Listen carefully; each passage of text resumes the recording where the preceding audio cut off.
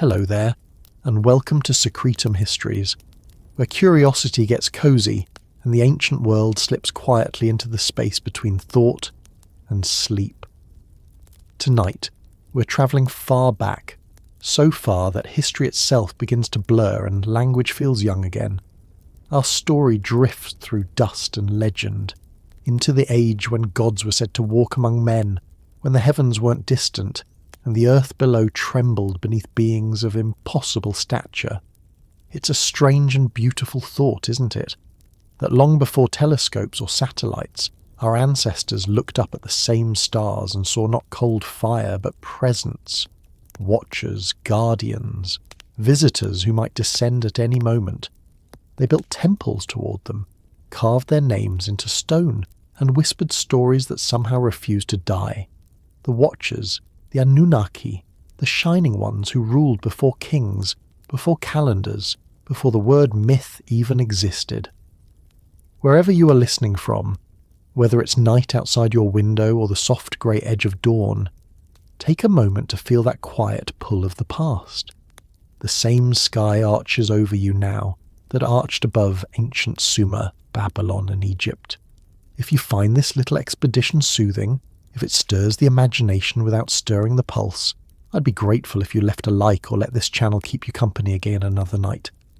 Every gesture helps this sleepy corner reach others who drift into history the way one drifts into dreams. So, settle in, slow your breathing, let the noise of the modern world fade. Because long before science measured galaxies or decoded DNA, humanity told a different story of where we came from. It began not in laboratories or libraries, but under open skies where something, or someone, seemed to be watching. The oldest texts we've ever unearthed are not lists of kings or tax records, though there are plenty of those. They are hymns, prayers, pleas written in wedge-shaped marks pressed into clay thousands of years ago. They speak of beings who came from the heavens, who shaped humankind and taught the arts of civilization. To read them is to step into a world where divine and mortal were not separate species but neighbours sharing the same dust.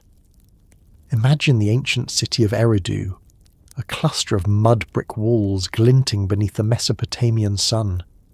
The people there believed it was built by gods themselves, the first city ever founded on earth. They called it the home of the mighty ones, and at its heart stood a temple to Enki, lord of wisdom, keeper of the deep waters. According to their stories, Enki and the other Anunnaki had descended from the sky long before, in an age when the world was still soft and new. They shaped rivers, divided lands, and, for reasons no one can quite agree on, decided to make humans. Perhaps they were lonely. Perhaps they needed help with the labour of creation. Or perhaps, as one tablet suggests, they were simply experimenting. Whatever the cause, clay was gathered, divine essence mixed, and life breathed into form. The first humans were not kings or warriors, they were workers, gardeners tending the earth for the gods who had given them breath. If you think that sounds familiar, it should. The story of beings descending, crafting life from soil, and teaching humans their ways ripples across cultures like an echo. In Hebrew tradition, there are the Watchers, or Grigori, angels who came down and, against divine decree, took human wives, teaching forbidden arts, metalwork, astronomy, enchantment. In ancient Egypt, Thoth descended bearing the secrets of writing and measurement. Among the Dogon of Mali, the Nommo came from the stars to instruct humankind in language and law. Even in Mesoamerica, the feathered serpent Quetzalcoatl brought knowledge of calendars and maize. The names change, the sky remains the same.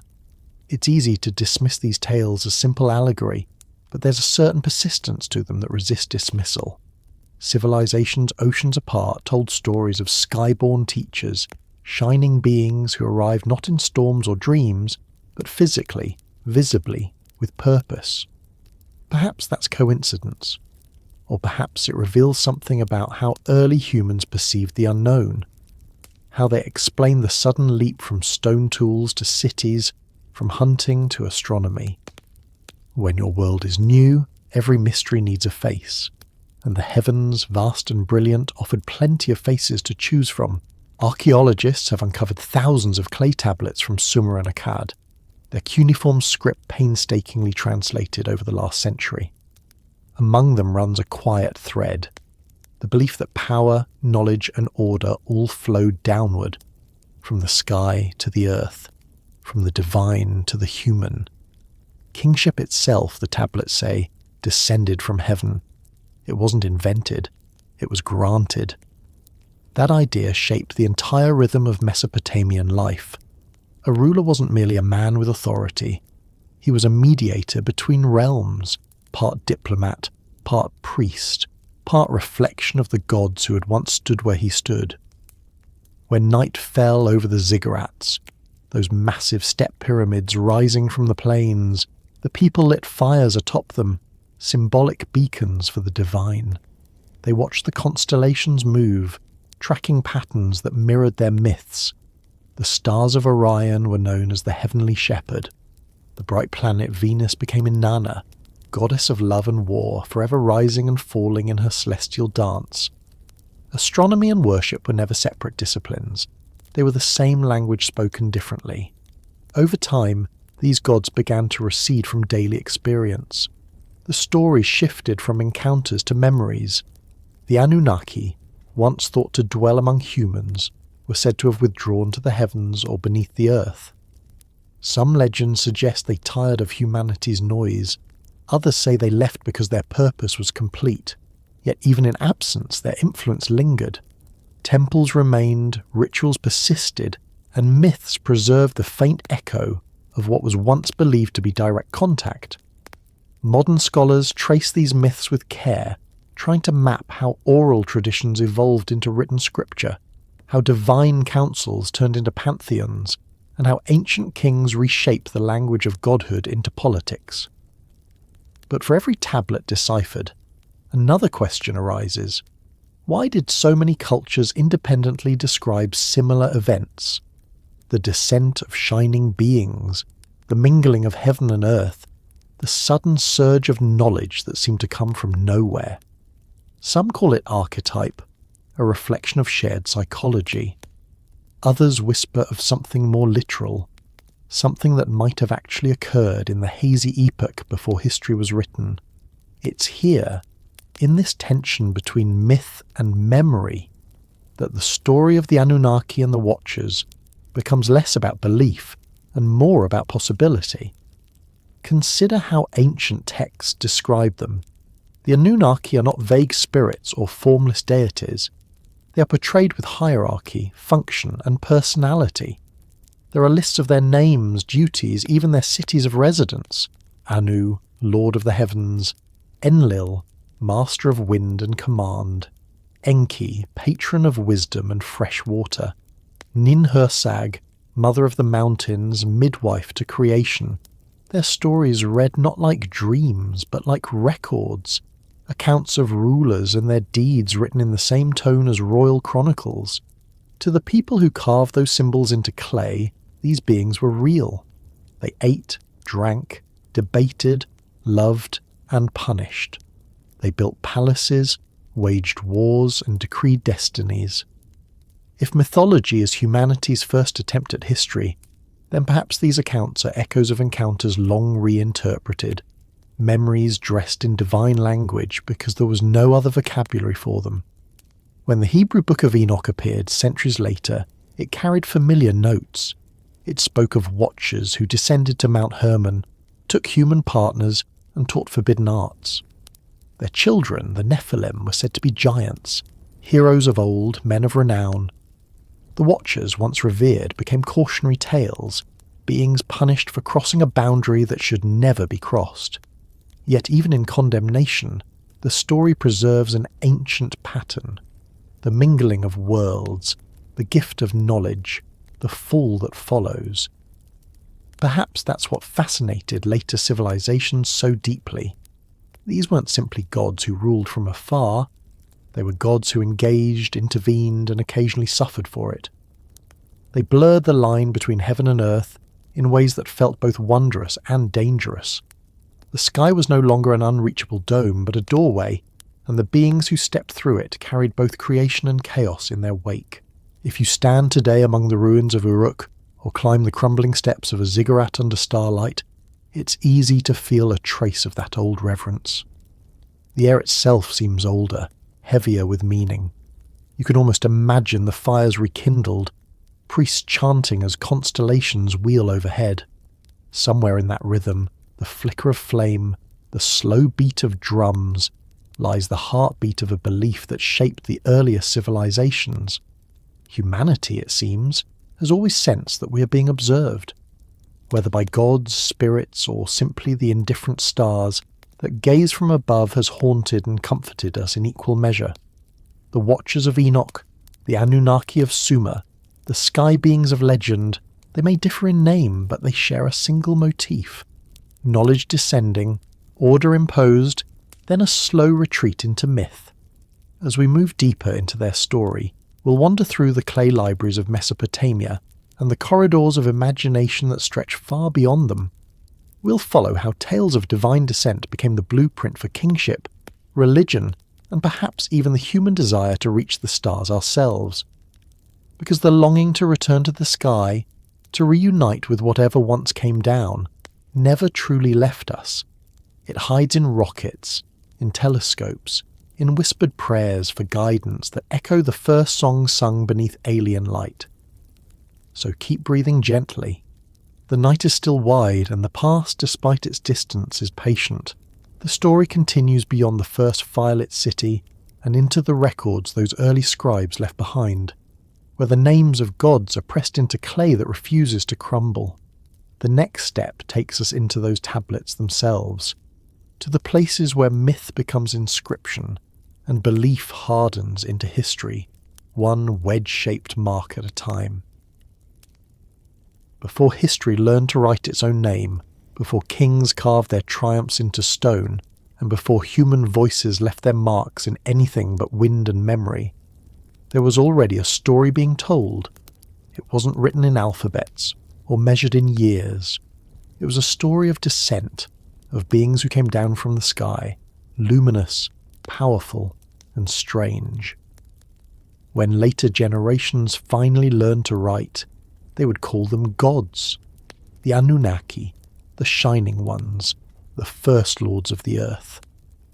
But long before that word existed, before clay tablets or temples, they were simply the ones who came. The Mesopotamian plains were still wild then. The rivers Tigris and Euphrates wound through a land of marshes and reeds, flooding and retreating with the seasons. People gathered along their banks, learning the rhythms of water and soil. They built small villages of reeds and mud, fishing by day, lighting fires by night. The world was simple, fragile, and open to wonder. The sky above wasn't empty. It was a living ceiling, glowing with movement, streaked with stars that seemed to breathe. In that ancient silence, any light that fell from the heavens could become a message. It was here, according to later myths, that the first gods descended. The texts would one day say they came from Dooku, the holy mound of heaven, bringing order to a world still raw and unformed. The Anunnaki, children of Anu, the Sky Father, stepped upon the earth not as abstractions, but as rulers, engineers, teachers. They shaped rivers, built foundations, assigned tasks to wind and flood. In the oldest hymns, they are neither cruel nor kind, simply purposeful. Their work was creation, and creation by its nature required discipline. For early humans watching the world transform around them, the arrival of these beings must have felt both terrifying and divine. Imagine standing in the darkness of prehistory, hearing thunder roll across the horizon and seeing fire streak downward. To a mind still learning the difference between storm and spirit, such sights were impossible to separate from meaning. Every flash, every tremor became a sign that the sky was alive, that someone was moving up there and perhaps watching. As centuries folded into millennia, the memory of those early encounters hardened into tradition. The Sumerians, the first to press their thoughts into clay, recorded tales of the Anunnaki descending to organize the world. They built cities not out of whim but out of necessity, establishing sacred centres that mirrored the heavens above. Each city had its own patron deity, a reflection perhaps of one of these early visitors. Nippur belonged to Enlil, the lord of air and command. Eridu, the oldest of them all, belonged to Enki, god of water and wisdom. Uruk, radiant and powerful, belonged to Inanna, who ruled over both love and war. To the people who lived there, these weren't symbols, they were addresses, coordinates on a divine map. In these stories, the gods didn't create humanity once and leave. They interacted, instructed, and occasionally quarrelled among themselves. The Enuma Elish, the Babylonian epic of creation, tells of gods battling chaotic forces to establish order.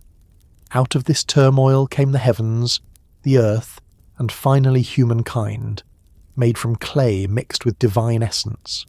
Humans were to be caretakers, labourers in a divine project, maintaining temples and feeding the gods through ritual. But beneath that divine order lies a human recognition. Civilization itself feels foreign, as though it was granted, not invented. Archaeologists digging through ancient Mesopotamian layers have found a strange consistency in these myths. No matter which city-state or century, the pattern remains. The gods descend, they instruct, humanity rises from dust into knowledge. Then something changes, a rupture, a withdrawal, an age of silence. The stories describe this not as invention, but as memory. To the ancient scribes, the gods were not metaphors. They were ancestors, rulers, teachers who had departed. Every ziggurat built afterward was a way of calling them back. Some of the earliest tablets speak of Eridu as the first city, the place where kingship descended from heaven. Archaeology supports the memory of something unusual about it. Eridu appears in layers upon layers of occupation, stretching back farther than most of its neighbours. Its earliest temple, buried beneath newer shrines, is among the oldest ritual structures ever found. A series of rooms aligned with celestial directions, rebuilt repeatedly over centuries as if preserving a sacred blueprint. When excavators uncovered the site in the 20th century, they found offerings of shells, clay figurines, and curious carvings of figures with large eyes, almost reptilian, clasping their hands in prayer. The locals had a name for them, the ones who watched. Those wide eyes appear across the ancient world, in Mesopotamia, in the Levant, even in distant regions that shared no direct contact. The same gaze carved in stone, always looking upward or outward, as if remembering something that once came from above. The watchers of later Hebrew tradition would bear that same name for a reason. Their presence loomed over early myth like a shadow of something remembered, half holy, half forbidden. It's tempting to interpret these myths as primitive attempts to explain the sky, to say that thunder became a god's voice, the sun, a god's chariot. But there's something too consistent, too deliberate about the earlier stories. The gods were described not as forces but as personalities. They had hierarchy, councils, conflicts and destinations. They weren't clouds or storms, they were visitors. And when they left, humanity didn't forget. The Sumerians believed the Anunnaki had given them writing, mathematics, irrigation, and law. Enki, they said, taught humans how to build canals, measure time, and organize their lives. The knowledge came suddenly, like lightning.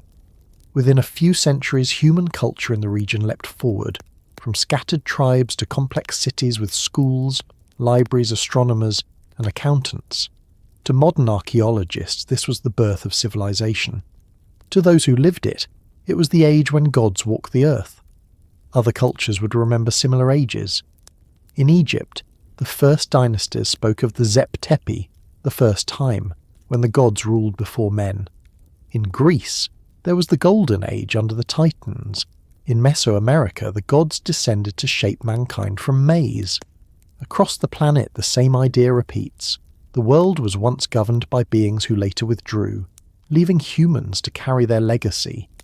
It's easy to dismiss repetition as coincidence, yet the echoes align too closely. humanity remembers a period when knowledge was new and mysterious, when something greater seemed to be guiding the hand that wrote, built, and measured. When archaeologists translated the Atrahasis epic, they found another thread woven through the divine story.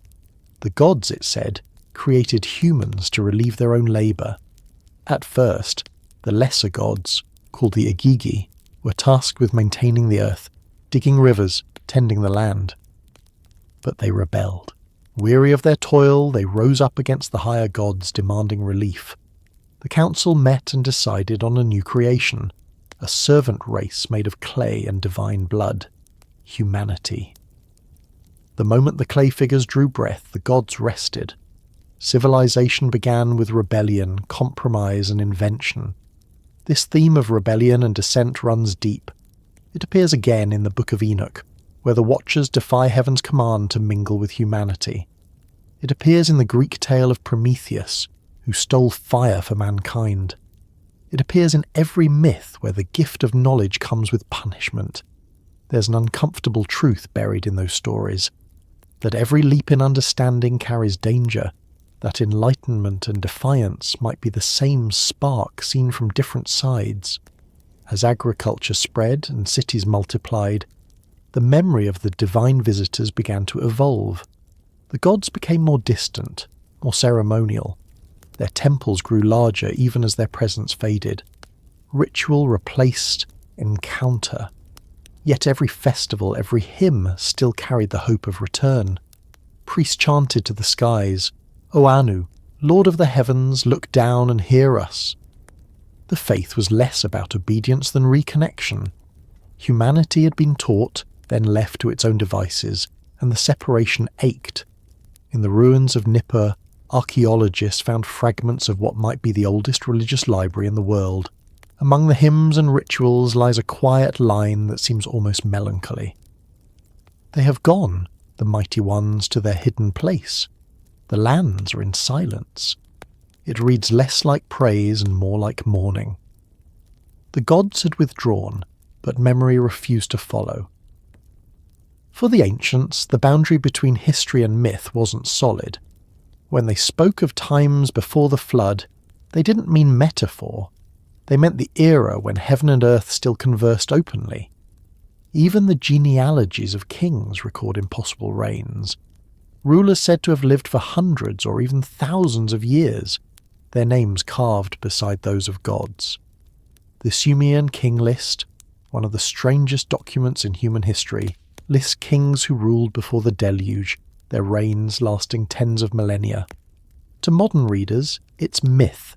To ancient scribes, it was a record of ages when divine blood still mingled with mortal. As floodwaters mark the boundary between epochs in so many traditions, they also mark a turning point in human imagination. After the flood, the gods no longer walked the earth. They sent dreams, omens, and signs instead. Their presence became indirect, filtered through priests and rituals. But their memory remained carved into every new empire. Babylon rose, calling itself the Gate of the Gods. Egypt built its pyramids to mimic the ascent of the divine.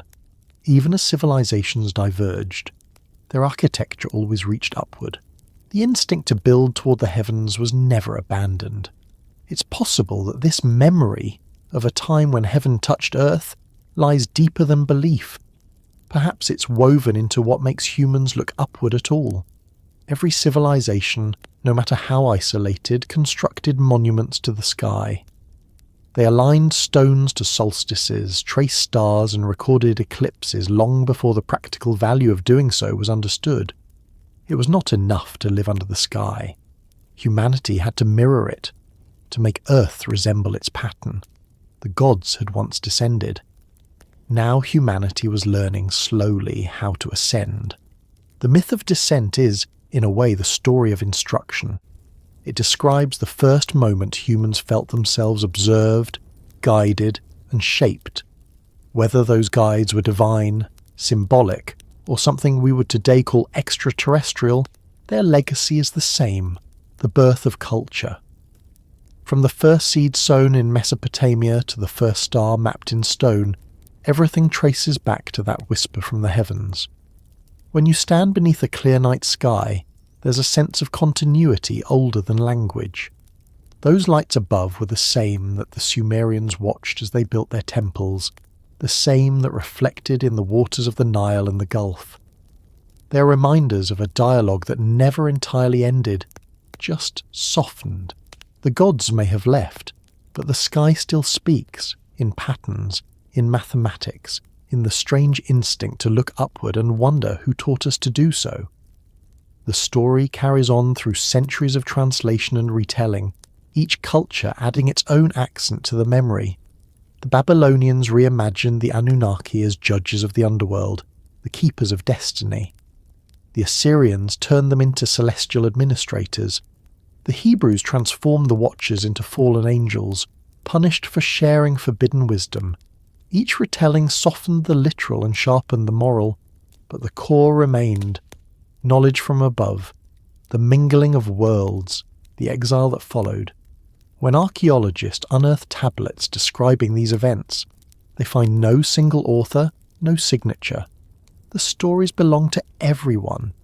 They pass from generation to generation like embers, each retelling carrying a faint glow of the original fire. Somewhere between myth and memory lies the truth, that the world's first civilizations believed, with absolute certainty, that their teachers were not born on Earth. The stars wheel overhead as they did then, quiet and indifferent. But within that stillness, humanity continues to listen. The ancient gods have faded into literature and symbol, yet their influence lingers in the very bones of our culture. In every law, every story, every search for meaning beyond ourselves. The descent of the gods may have ended long ago, but its echo still moves through time, carried in our desire to understand where we came from and why the heavens once seemed so close.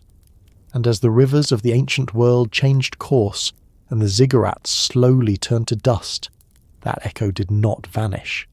It transformed, waiting to be written again, this time in new clay, in the languages of later empires, in the scrolls and scriptures that would carry their story far beyond Sumer. For though the gods had left the plains of Mesopotamia, their memory found new names and new homes. The next age would give them wings and halos, scrolls and swords, and call them Watchers. The night deepens, and the clay cools. Somewhere beyond the firelight of history, the next story begins to stir. The tale of those celestial beings who stayed behind, who broke the boundary between heaven and earth, and paid a price for it. The story settles now among clay and silence.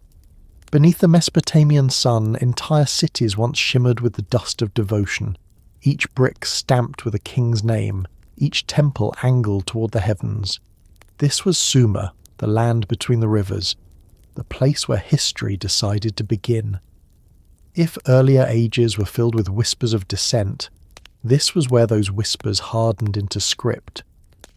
For the first time, the divine world wasn't carried only in memory or song. It was pressed into tablets, baked, buried, and left for time to discover. The Sumerians didn't simply invent writing. They invented the act of remembrance itself. With reed stylus and soft clay, they transformed sound into shape. Their words were small, triangular, precise. Marks made by hands that had already seen thousands of sunsets, hands that had learned that memory fades unless it's given form. And what did they choose to write first? Not grocery lists or inventories, though those came soon after. They wrote of the Anunnaki, the beings who gave them everything worth recording. The tablets describe the Anunnaki not as abstractions, but as a council. 7 great gods presiding over the fates of heaven and earth. They were the divine architects of order, the ones who set the stars in their courses and assigned destinies to humankind. Their leader was Anu, the father of the heavens, a silent presence whose authority needed no defense. Beneath him stood Enlil, master of wind and decree, who carried the power to separate sky from earth. And there was Enkar, the clever one, lord of the deep, whose wisdom flowed like water. Each represented an element of existence, yet all shared a single purpose: to shape a world that could sustain both divinity and life. In their stories, the creation of humanity wasn't a random miracle, it was a negotiation. The gods, weary of their own labour, decided to craft beings who could share the burden. According to the Atrahasis epic, they gathered clay from the riverbanks and mixed it with the blood of a slain divine rebel, a being whose essence would animate the new creation. From that fusion of earth and divinity, the first humans were born. They breathed, tilled the soil, built temples, and offered food to their creators. In return, the gods bestowed wisdom, law, and order. It was a partnership, though an unequal one, a contract written in ritual rather than ink. It's difficult to say when reverence turned into hierarchy, when humans began to crown kings as earthly mirrors of the divine council above. But the transition is recorded in the Sumerian king list, a document so old that its boundaries blur between myth and administration. It begins with a simple declaration: when kingship descended from heaven, it was established in Eridu. From that single line, the entire concept of rule, the right to govern, the notion of authority, found its origin not in conquest but in descent. Kings were not chosen by people. They were reflections of heaven's order on earth. Each wore the title Lugal, meaning great man, though it carried a deeper implication, one who acts as the gods once acted. The king list reads like a ledger of eternity. It lists rulers who reigned for impossibly long spans, thousands of years, even tens of thousands. Modern scholars interpret these figures symbolically, perhaps as dynasties or mythic ages. But to the ancient mind, such durations weren't exaggeration. They were memory. In the age before the flood, time itself was believed to flow differently. The early kings were closer to the gods, infused with their essence, living in a rhythm more divine than mortal. Only after the deluge, when the world was cleansed and renewed, did human lifespans shrink to what they are now. What's striking about these records isn't their fantasy, but their consistency.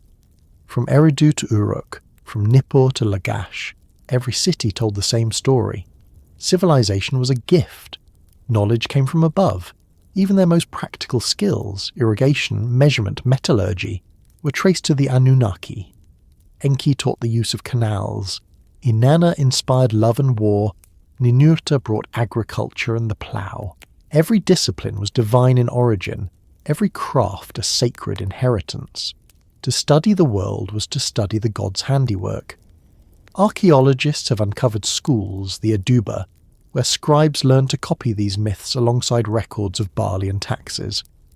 In those classrooms, under the watchful eyes of teachers, young apprentices pressed stylus into clay and repeated the stories that defined their place in the cosmos. Each stroke was a prayer disguised as punctuation. The act of writing itself was devotion, a reminder that even literacy had once descended from heaven. The tablets also reveal a curious tension. For all their reverence, the Sumerians were not naive. Their stories show gods who bickered, changed their minds, and at times regretted their own creation.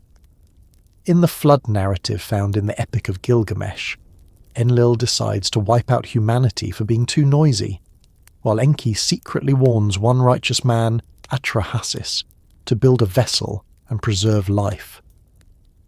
When the waters recede, the gods gather, hungry for offerings, realizing that without humans their own existence is diminished.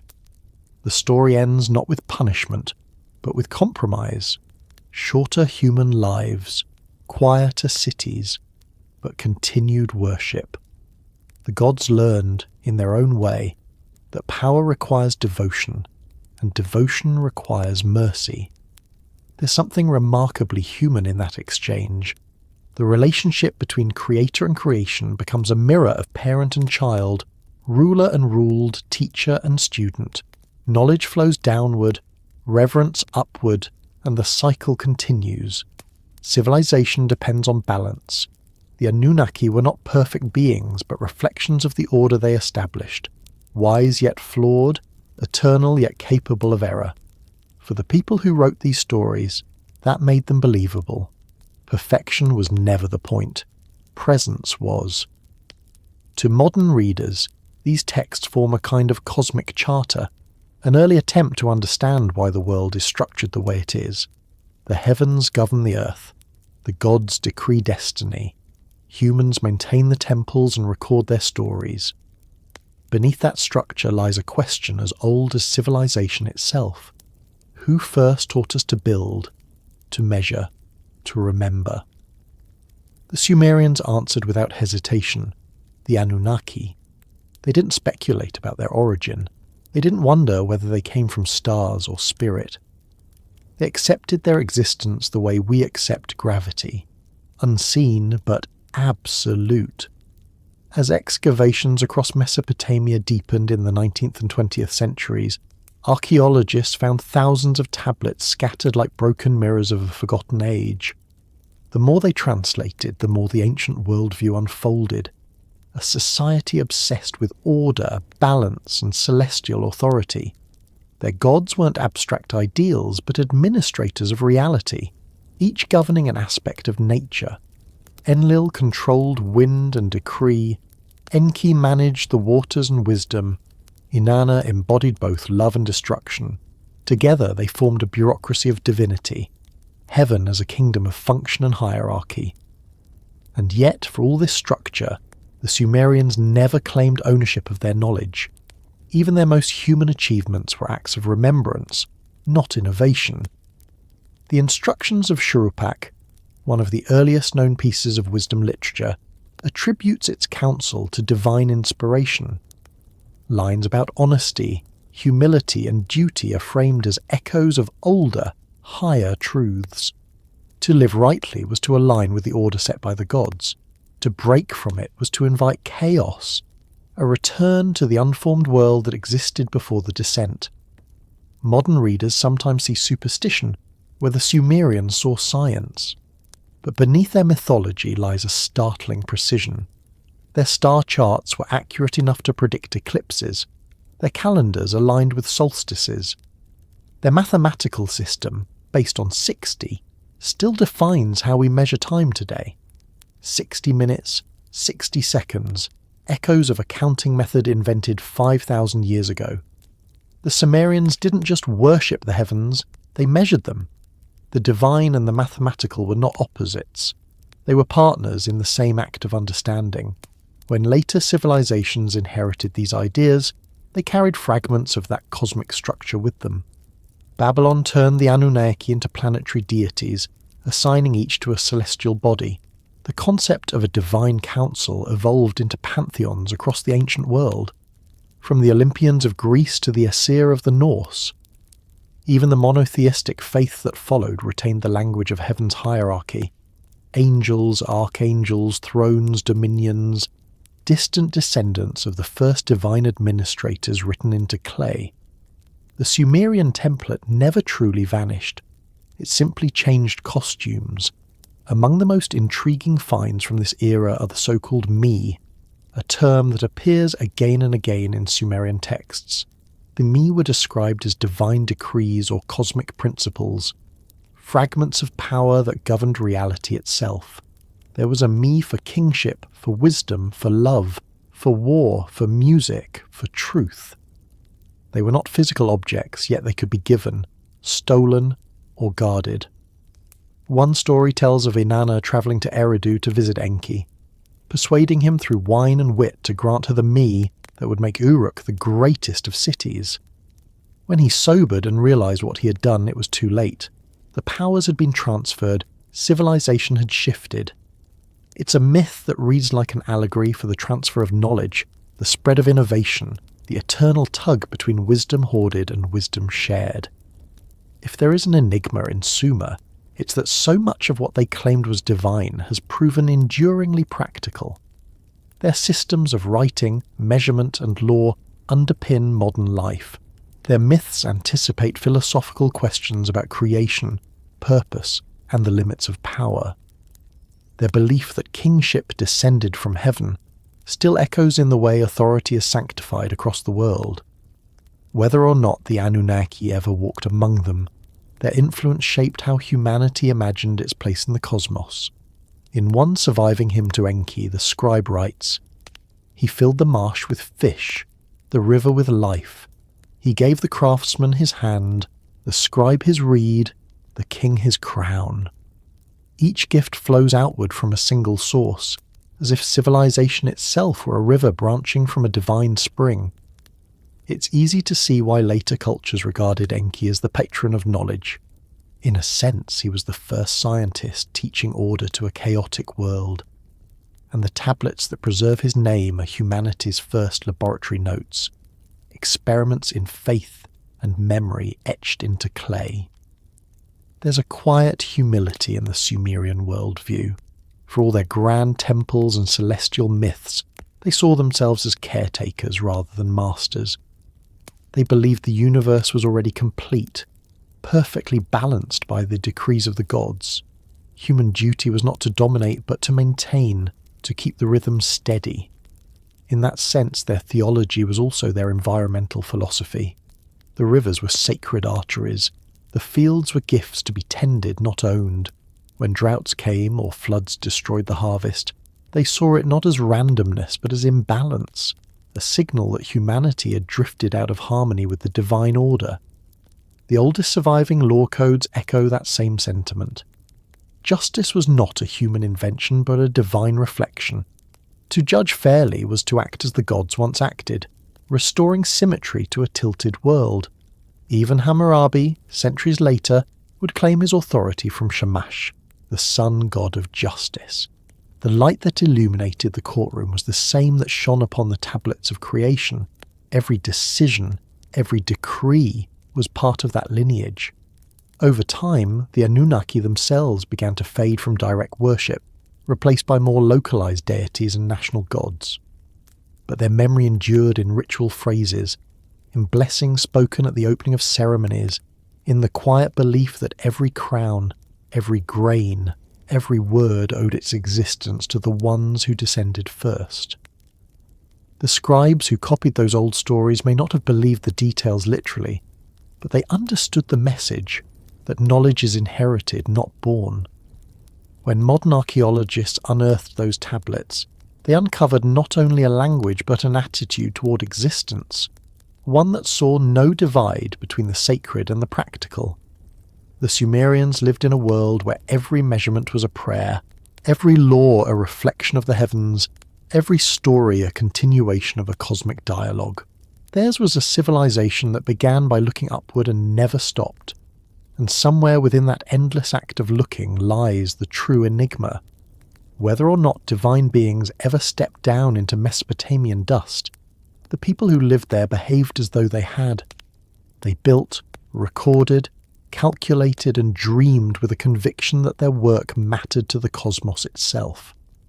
Their cities became mirrors of the stars, their kings shadows of the gods, their writing an echo of divine speech. In trying to preserve the memory of heaven, they accidentally built the foundations of Earth's first civilization. The clay tablets remain silent now, their wedges filled with dust, their edges chipped by time. Yet when read aloud, their words still breathe. The hymns to Anu and Enki still sound strangely modern, full of wonder and logic intertwined. They remind us that long before telescopes, humanity was already asking questions that stretch beyond centuries. Where did knowledge come from? Why were we chosen to hold it? And what does it mean to bear the memory of gods? As the centuries that followed reshaped Sumer into Akkad, Babylon, and Assyria, those questions would not disappear. They would evolve, taking on new forms and new names, yet always circling back to the same origin, the age when kingship descended from the sky and the Anunnaki walked the earth. The next stories carved upon clay would darken in tone. They would speak of rebellion, forbidden unions, and punishment. They would tell of the Watchers, the children of heaven who defied their own kind and taught humanity secrets that were never meant to be known. And so the journey continues, from the sacred order of Sumer to the restless curiosity of angels who fell for the world below. The quiet dust of Sumer eventually settled, but its echoes travelled farther than anyone could have imagined.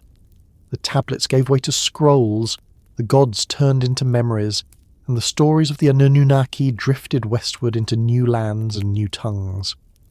With each retelling, the divine names changed, but the structure remained the same, beings from the heavens descending to earth, offering knowledge that both enlightened and endangered. Somewhere along that long chain of transmission, a new word appeared to describe them: Watchers. The Book of Enoch, one of the strangest and most haunting texts from the ancient world, preserves their story. It doesn't open with thunder or divine light. It begins with silence, with a world that had already been taught, already civilized, yet still waiting for something more. The heavens were not empty, it said. They were inhabited by the Grigori, the Watchers, angels assigned to observe humanity and ensure that order was kept between the worlds. But in watching, they grew fascinated, and fascination, as it often does, turned to longing. Their leader was called Shemihaza. Beneath him were 200 others, spirits of immense radiance and strength, bound by duty but restless in their stillness.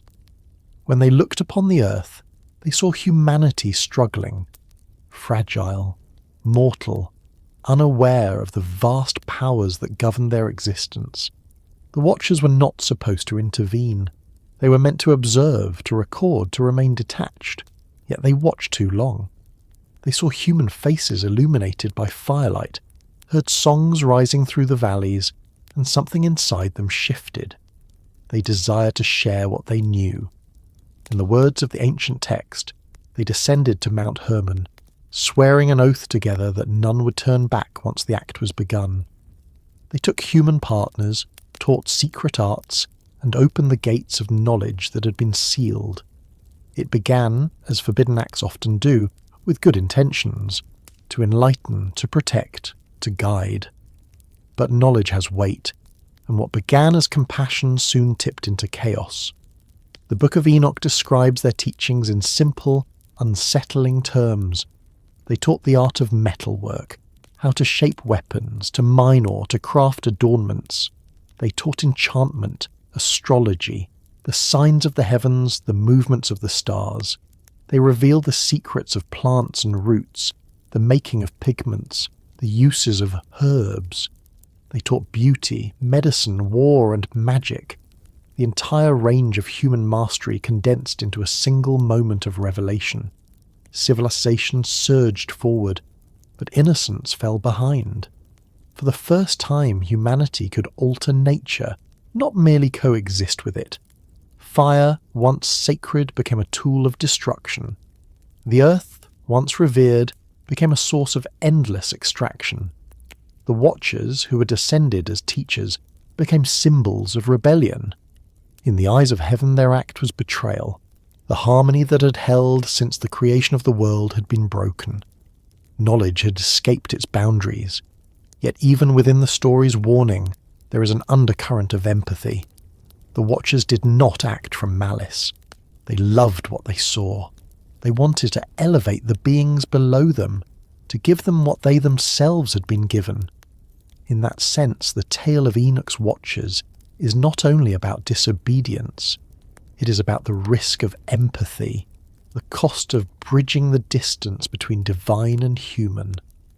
Their offspring, born of heaven and earth, were called the Nephilim, giants, beings of immense stature and strength, who filled the world with violence and pride. They were not meant to exist, and their presence disturbed the balance of creation. The earth groaned beneath them, and the cries of humankind reached the heavens. It was then, the texts say, that the Most High decreed a cleansing. The flood that would later become legend in so many cultures was not simply a natural disaster.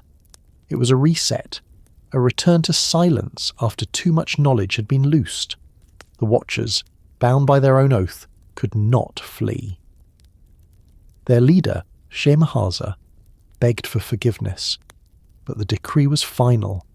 They were cast into the depths, chained in darkness until the end of days.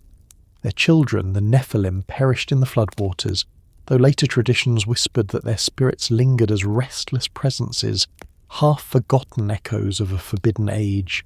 To read the Book of Enoch after the tablets of Sumer is to sense continuity hidden beneath difference. The Anunnaki taught humanity the arts of civilization, and for that they were worshipped. The Watchers did the same, and for that they were condemned. The same act interpreted through two mirrors, one reflecting gratitude, the other guilt. Between them lies the paradox of knowledge itself. Every gift carries danger, every revelation a shadow. In both stories, humanity begins as an apprentice species. The teachers arrive, bearing light and instruction, and then retreat or are punished. What remains is us, custodians of lessons we barely understand, heirs to powers we cannot fully control. Perhaps that is why these stories linger. They speak to something ancient within the human mind, the sense that what we know is older than we are, inherited from a source we can no longer reach. The Watcher's descent marks a turning point in the mythology of the ancient Near East. It transforms the act of creation into a moral drama. In Sumer, the gods created humanity to serve. In Enoch, the divine beings are undone by their desire to serve humanity. The hierarchy inverts, and with it comes the first true narrative of rebellion, not against tyranny, but against distance. The punishment that follows becomes a metaphor for separation. Heaven withdraws, the world becomes quieter, and the age of open communion ends. The figure of Enoch himself, the man who gave the book its name, serves as a bridge between those two worlds. He was said to be a scribe, a man who walked with God and was taken into the heavens without dying. In the mythic imagination, he becomes humanity's first intermediary, the one who listens to both sides. The fallen Watchers ask him to intercede for them, to plead for mercy. He records their words, prays on their behalf, and delivers their message. The answer he receives is cold but clear. The laws of heaven cannot be undone. The Watchers will remain bound, their offspring destroyed, their knowledge scattered among humans like sparks from a fire. Yet even in their defeat, their influence persists. The skills they taught, astronomy, metallurgy, healing, remain at the core of human progress. The story does not erase their gift, it simply redefines its cost. Each advancement humanity makes echoes the first descent, every discovery a faint repetition of that original transgression. In later centuries, the Watchers would be woven into the fabric of theology, reinterpreted by priests, scholars, and mystics. They became the prototype for fallen angels, for the Luciferian archetype of knowledge-defying command. But long before they became symbols of evil, they were something far more complicated, beings caught between compassion and law, between obedience and curiosity. Their punishment was eternal observation without participation, the very opposite of their crime. They had wanted to share, now they could only watch. The symmetry of that fate is almost mathematical. The ones who crossed the boundary of heaven and earth became its guardians, their vision endless but their touch forbidden. The traces of their story ripple far beyond the Book of Enoch. In Greek myth, Prometheus steals fire from the gods to give to man and suffers perpetual torment. In the myths of Persia, there are the Devas, radiant beings cast out for teaching forbidden arts. In India, the Asuras challenge the gods and are cast into shadow. In the Andes, Viracocha's messengers descend from the sky, teaching the arts of civilization before vanishing into the sea. Each version carries the same structure: descent, gift, rebellion, exile.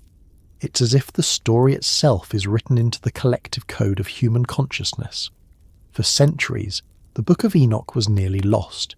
It survived in fragments, in whispers among scholars, preserved in the language of Ethiopia while vanishing from the Western canon.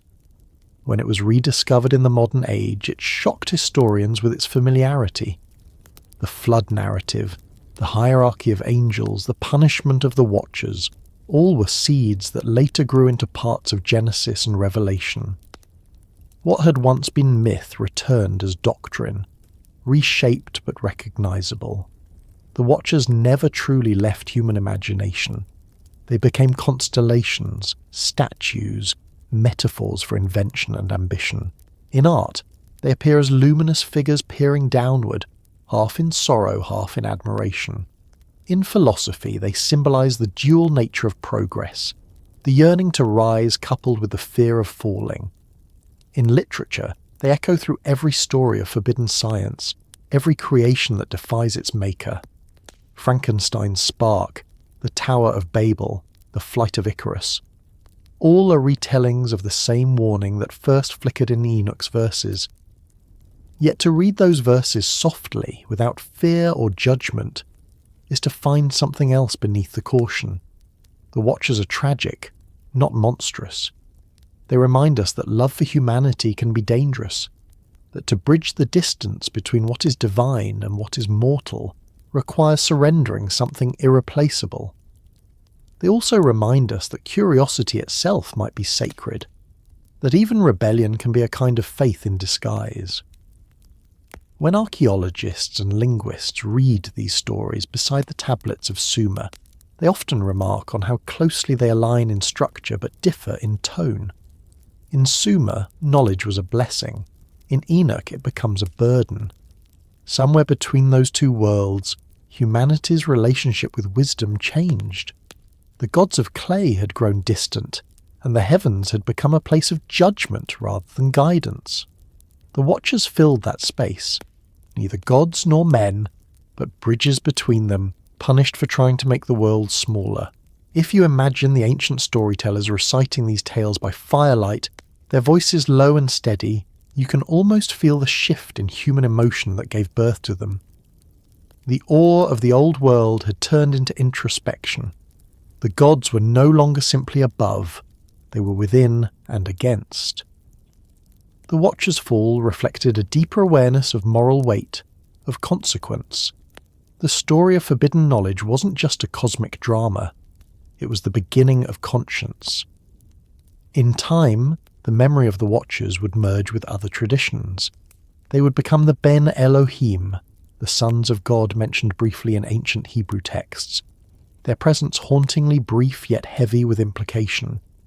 They would inspire apocryphal gospels, mystical treatises, and even medieval speculation about the origins of giants and demons.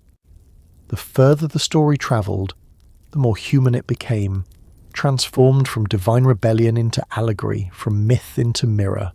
Still, something about the Watchers endures beyond theology. Perhaps it's their mixture of light and grief, the sense that knowledge and loss are forever intertwined. Every time humanity takes a step forward, a faint shadow walks beside it. The reminder that progress is born from disobedience, that enlightenment always costs something. The story of the Watchers is not only ancient, it's perpetual. It plays out in every laboratory, every discovery, every moment when curiosity outpaces caution. In the dim corridors of ancient caves, before writing, before history, humans painted stars, hands, and shapes on stone walls, reaching for connection with something unseen. Maybe the Watchers weren't beings who came down, but memories of the moment humanity looked up. A reflection of our own awakening, mythologized into form. But the story doesn't resolve there. It never ends cleanly. Like the Anunnaki before them, the Watchers left behind more than their names. They left questions carved into the foundations of belief, questions that would ripple through the ages as religion took root and the flood receded from memory. The ancient texts say that after their fall, the heavens grew quiet, but silence in myth is never truly empty. It's only a pause before another age begins. The waters will rise, the cities will drown, and the world will start again. What was once divine will sink into legend, waiting for the next civilization to find its fragments in clay and call them sacred. And so, as the flood gathers in the distance, the story drifts toward its next horizon, the moment when the earth would cleanse itself, and the memory of the sky beings would fade beneath the tide, leaving only whispers of what was once known. The air before the flood must have felt heavy, as if the world itself were holding its breath. Across the lands of the early civilizations, storms were already becoming more than weather. They were memory-gathering strength. The old stories agree on little, but in this they converge, that a moment came when the earth could no longer bear the weight of what had been created. Knowledge had outpaced balance.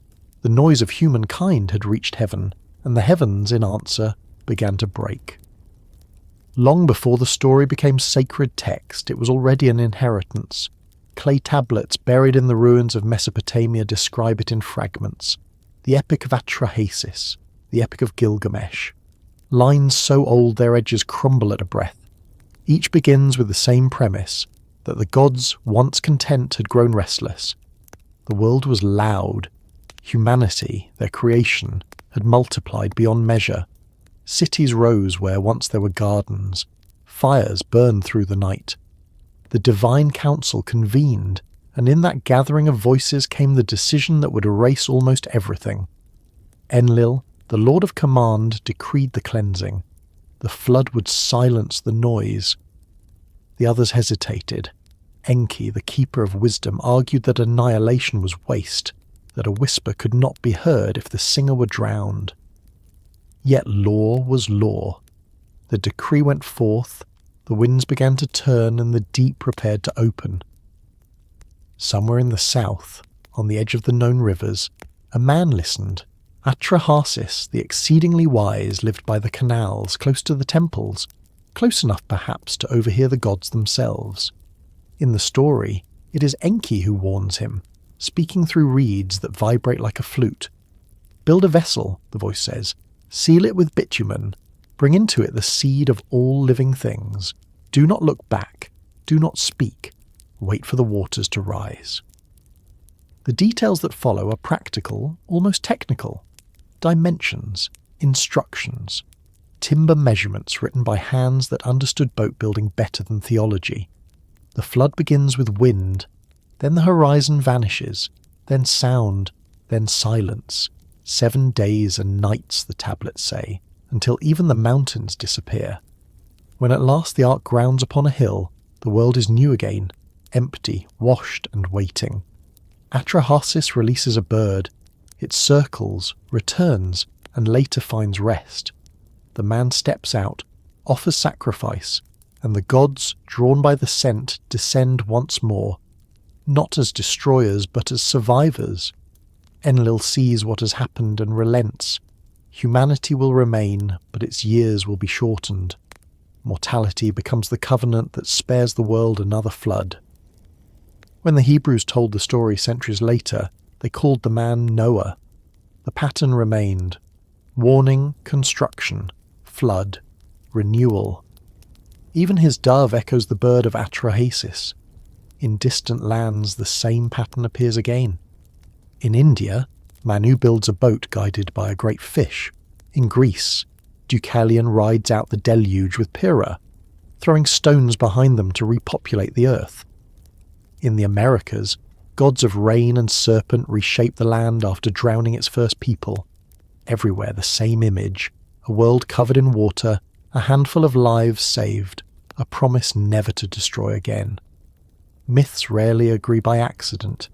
They remember. For the ancient world, the flood was not metaphor. It was geology, climate, and divine memory merged into one. Around the end of the last ice age, the sea had risen in fits and pulses. Rivers shifted course. Settlements vanished beneath silt. For those who watched their world change faster than stories could keep up, there could be only one explanation: the heavens had interfered. The wrath of the sky was literal, and the survivors became its historians. In Mesopotamia, after the flood, the tone of the tablets changes. The hymns grow quieter. The gods are still invoked, but from a greater distance. The divine once walked among men. Now they speak through dreams. The line between heaven and earth has been redrawn, wider, more guarded. The flood did not just wash away cities, it washed away intimacy. What followed was an age of separation. Archaeology mirrors that silence. In the layers following the early Sumerian settlements, there is evidence of rebuilding. New cities atop old mud, new temples atop the ruins of older ones. Each reconstruction marks both loss and resilience. The people returned to the same riverbanks, knowing full well what water could do.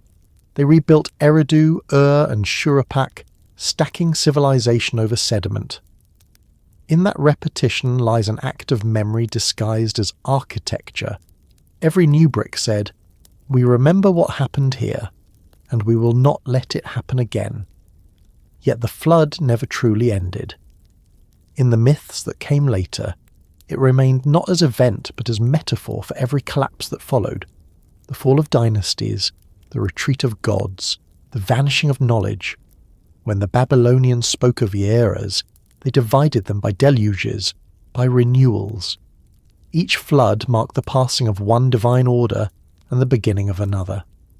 What was once a single catastrophe became the rhythm of history itself. The silence that followed was not total. It was filled with recollection, with the sound of new laws being spoken into existence. Humanity had survived, but survival required structure. From the quiet after the storm came the first codes, rules for living that would prevent a repeat of the chaos. The tablets of Ur-Nammu and Hammurabi echo that intent. Justice replaces divine whim. Measured order takes the place of divine reaction. In that way, the flood becomes more than destruction. It becomes the origin of governance, the first lesson in responsibility. Still, beneath the surface of that order, the memory of the sky beings persisted. The Anunnaki, the Watchers, the ones who had once walked among the cities, were now said to dwell below the earth, in the depths known as the Kur. Some texts call it the Great Mountain, others the Underworld, a realm of waiting. There they became judges, not rulers. Their names carved into temple walls now invoke the dead, not the living. The flood had turned gods into ancestors, and the world that rose afterward belonged to humans alone. When later scribes wrote of the Watchers' punishment, their binding beneath the mountains, their silence sealed until the end of days, they were echoing that same transformation. The flood and the fall are two halves of one motion. First water, then quiet. First rebellion, then restraint. The cosmos itself seemed to exhale, tired of its own noise. Across the centuries, people fill that quiet with ritual. In Babylonian temples, priests reenacted the flood each new year, symbolically dissolving the old world so that a new one might rise. In Egypt, the annual inundation of the Nile was celebrated as rebirth, a reminder that even destruction could nourish. In the Hebrew scriptures, the rainbow became a sign of covenant, a visual echo of restraint. Water, once weapon, became promise. If you stand now at the site of ancient Shurapak, you can still see the layers of silt compacted like pages. Archaeologists read them the way scribes once read tablets, a metre of clay, a century of rain, an interruption in the continuity of time. The people who returned here planted barley again, built new walls, wrote new contracts, but they also built altars. They did not forget who they had been before the waters came.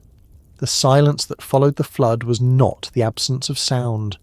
It was the quiet of reflection, of a species suddenly aware of its fragility. The myths that arise after it are gentler, more inward. They begin to ask not only why the gods act, but what it means to be human in their absence. The world had learned humility. The stars were still there, but they no longer spoke directly. Their messages now had to be interpreted through ritual, through symbol, through story. In the wake of that new humility, writing took on a different character. Where once it had chronicled kings and gods side by side, it began to separate them. Genealogies shortened, lifespans shrank. The boundary between myth and history sharpened. It is as if humanity, cleansed by catastrophe, resolved to tell its own story at last. The gods had withdrawn, leaving language as their final gift. But withdrawal does not mean disappearance. In every temple built after the flood, the architecture itself whispers of longing. The ziggurats that rose over the plains are shaped not only as mountains but as ladders, tiered stairways leading upward, each level marked by colour, each dedicated to a celestial sphere. The ascent is symbolic, but the yearning is real. Humanity cannot forget the heavens. The silence above only deepens the desire to climb. Some traditions speak of a remnant, a few divine figures who lingered after the flood, guiding survivors, teaching them how to replant, how to mark seasons again. In these tales, the gods are weary, diminished by what has happened. They no longer demand worship. They offer knowledge quietly, as if aware that too much light can burn. Civilization, reborn, learns to proceed by degrees. The flood also changed humanity's relationship with time. Before it, the stories speak in vast spans, ages of kings who ruled for millennia. After it, time contracts into generations. Calendars appear. History begins to count. The measure of a human life becomes finite, but within that finitude lies meaning. Mortality replaces eternity as the frame through which existence is understood. The silence after the flood is also the birth of awareness, that every life ends, that endings give shape to the days that precede them. Even so, fragments of the older age persist like fossils in the collective memory. Myths of hidden refuges where the pre-flood knowledge was preserved. Tablets buried beneath mountains, libraries sealed against water. In every culture, there is a rumour of wisdom stored away for a time when humanity might be ready again. The impulse to preserve knowledge survives even disaster. The scribes of later Babylon, copying the Enuma Elish, were already acting on that same instinct, to keep the world from forgetting what it once knew. When the floodwaters finally withdrew from the imagination, they left behind something fertile. The idea of renewal through destruction became the blueprint for countless beliefs. Death and resurrection, decay and rebirth, winter and spring. All are reflections of the same cycle. The silence that follows ruin is never absolute. It is incubation, the moment when the next story begins to form. If you listen closely to the rhythm of ancient texts, you can hear that pattern breathing. A few lines of lamentation, a pause, then a hymn of gratitude. The transition from grief to order is so subtle it feels inevitable. Humanity learns, again and again, that survival depends on remembering but not repeating. The flood, in that sense, never ends because its lesson never does. It is not only about water, it is about proportion. How much knowledge, how much pride, how much noise the world can bear before balance demands correction. The priests who sang in the rebuilt temples would have understood that. Their rituals of purification, their prayers for calm rivers and stable skies, were acts of dialogue with the past. Each chant was both apology and affirmation. They were speaking to the silence, not to break it, but to maintain it, to keep the fragile peace between heaven and earth intact for another season. And yet the longing remained. The old songs of the Anunnaki still echoed faintly in the new hymns. The watchers, bound beneath the mountains, still haunted the imagination. Every thunderstorm might still be their voice. Every comet might still be their movement. The flood had ended, but the memory of the beings who once ruled lingered in the edges of the human dream, persistent as the stars themselves. As civilization spread and languages multiplied, the story of the flood travelled with them. Each culture translated it into its own geography, its own river, its own sky. But the essence never changed.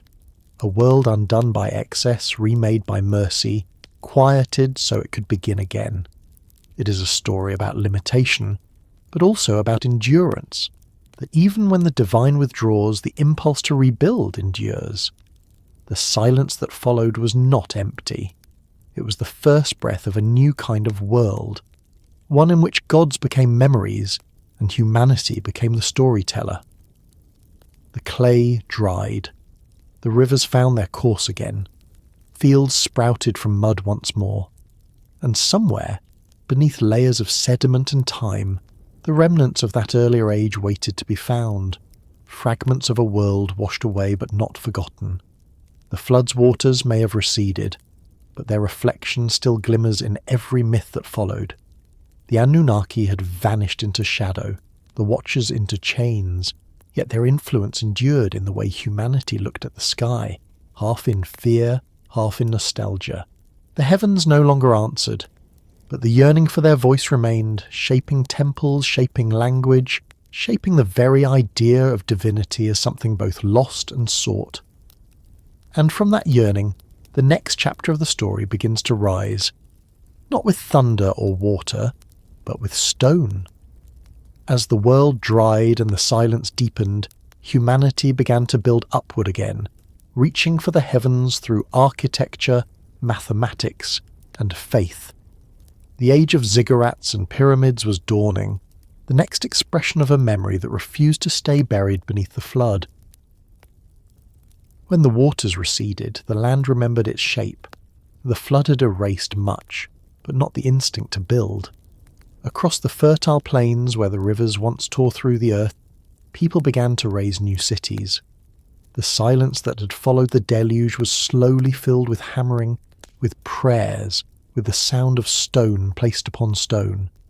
The gods were gone, or perhaps only distant, yet their absence felt like gravity, an invisible pull that drew human hands upward. The world that emerged after the flood did not simply rebuild what was lost. It redefined how the heavens were reached. The first monuments of that renewal were not palaces but platforms, artificial mountains built from clay, brick, and faith. The Sumerians called them Ekur, or Zikkuratu, meaning raised up, or mountain house. Each stood at the centre of a city, a stepped tower rising above the flat expanse of the plains, visible for miles. In a land without hills, these were mountains of intention. They were not tombs nor fortresses, but bridges, carefully engineered meeting places between heaven and earth. Their presence spoke of longing made architectural. Eridu had the earliest. Archaeologists found layer upon layer of temples built on the same spot, each newer shrine erected directly above the old, as if preserving an axis that could not be moved. By the time the city reached its height, the ziggurat stood like a stairway against the horizon, its summit crowned by a small shrine known as the Ana, the House of Heaven.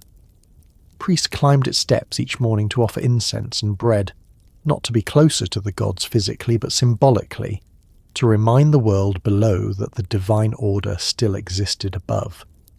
In the same pattern repeated but with grander precision. The great ziggurat of rose from 3 massive terraces of sun-baked brick, each sloping gently inward. The corners aligned almost perfectly with the cardinal directions, its stairs ascending toward the shrine of Nana, the moon god. The outer walls were once glazed in deep blue, echoing the colour of the night sky. From a distance, the structure would have looked like a piece of the heavens brought down to earth. Even its geometry was devotional, the mathematics of longing expressed in right angles and symmetry. These temples were not simply built for worship. They were calendars, observatories, and metaphors. Each level represented a stage of creation: earth, air, and sky. The act of climbing was a ritual in itself, a slow ascension that mirrored the journey of the soul through the layers of the cosmos. The highest chamber was called the cellar, where only priests or kings could enter. Inside, the air was still and perfumed with oil. Offerings were placed on altars of lapis lazuli and gold, their surfaces catching whatever sunlight filtered through narrow openings. To stand atop a ziggurat at dawn must have been to stand between worlds. Below, the city stretched out like a living organism. Markets, canals, herds, and harvests all tied to the rhythm of the rivers. Above, the sky opened into infinity. Between them stood the priest, or perhaps the king, enacting the ancient dialogue that had survived the flood. The Anunnaki had withdrawn, but their names still marked the stars, and humanity, faithful or desperate, was learning to speak upward again. In Egypt, far to the west, the same impulse took a different form. There, where the Nile spread its fertile fingers across the desert, the people built not step towers but smooth triangles of stone, pyramids that caught the sun and turned it into theology. Their word for them was Mer, the place of ascent. The earliest versions were rough, layered structures much like the Mesopotamian ziggurats. Over generations, the design refined, the angles sharpened, and the symbolism deepened.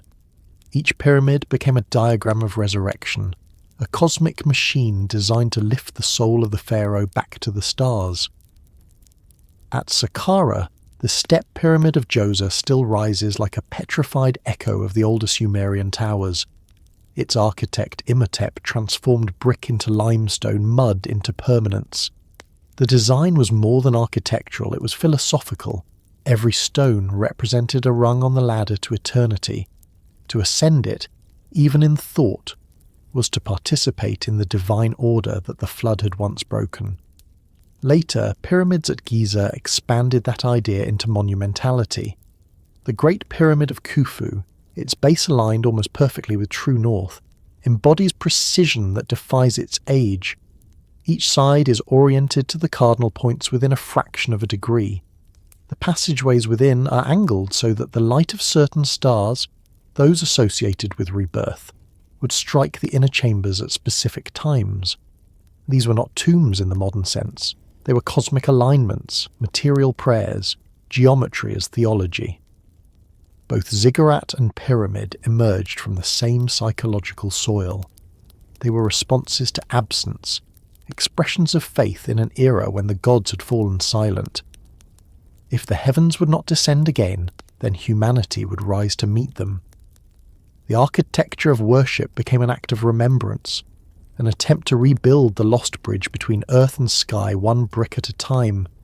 In both Mesopotamia and Egypt, the materials used spoke their own language. Clay and mud brick in the east, humble, impermanent, born of the earth. Stone in the west, enduring, unyielding, carved from the bones of the desert.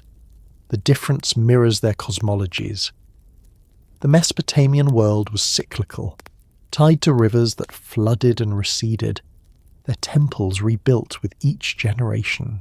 The Egyptian world sought eternity, building monuments that could survive the sun itself. Yet both shared the same intention, to make visible the invisible, to preserve connection through structure. Inside these sacred buildings, rituals followed patterns older than memory. The daily temple routine in Babylon began before sunrise.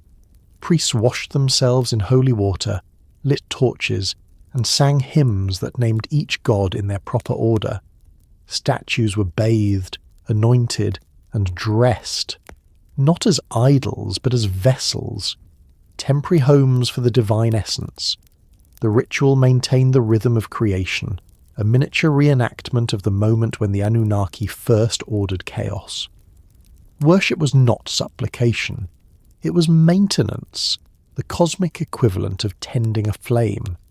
The Egyptians performed similar rites with different imagery. Each morning, priests opened the sealed sanctuary of the god, removed yesterday's offerings, and replaced them with fresh food, incense, and linen. They believed that by feeding the statue they sustained the universe itself. The temple was not a place for the masses, but a microcosm, a machine in which each gesture, each note of music kept the cosmos balanced.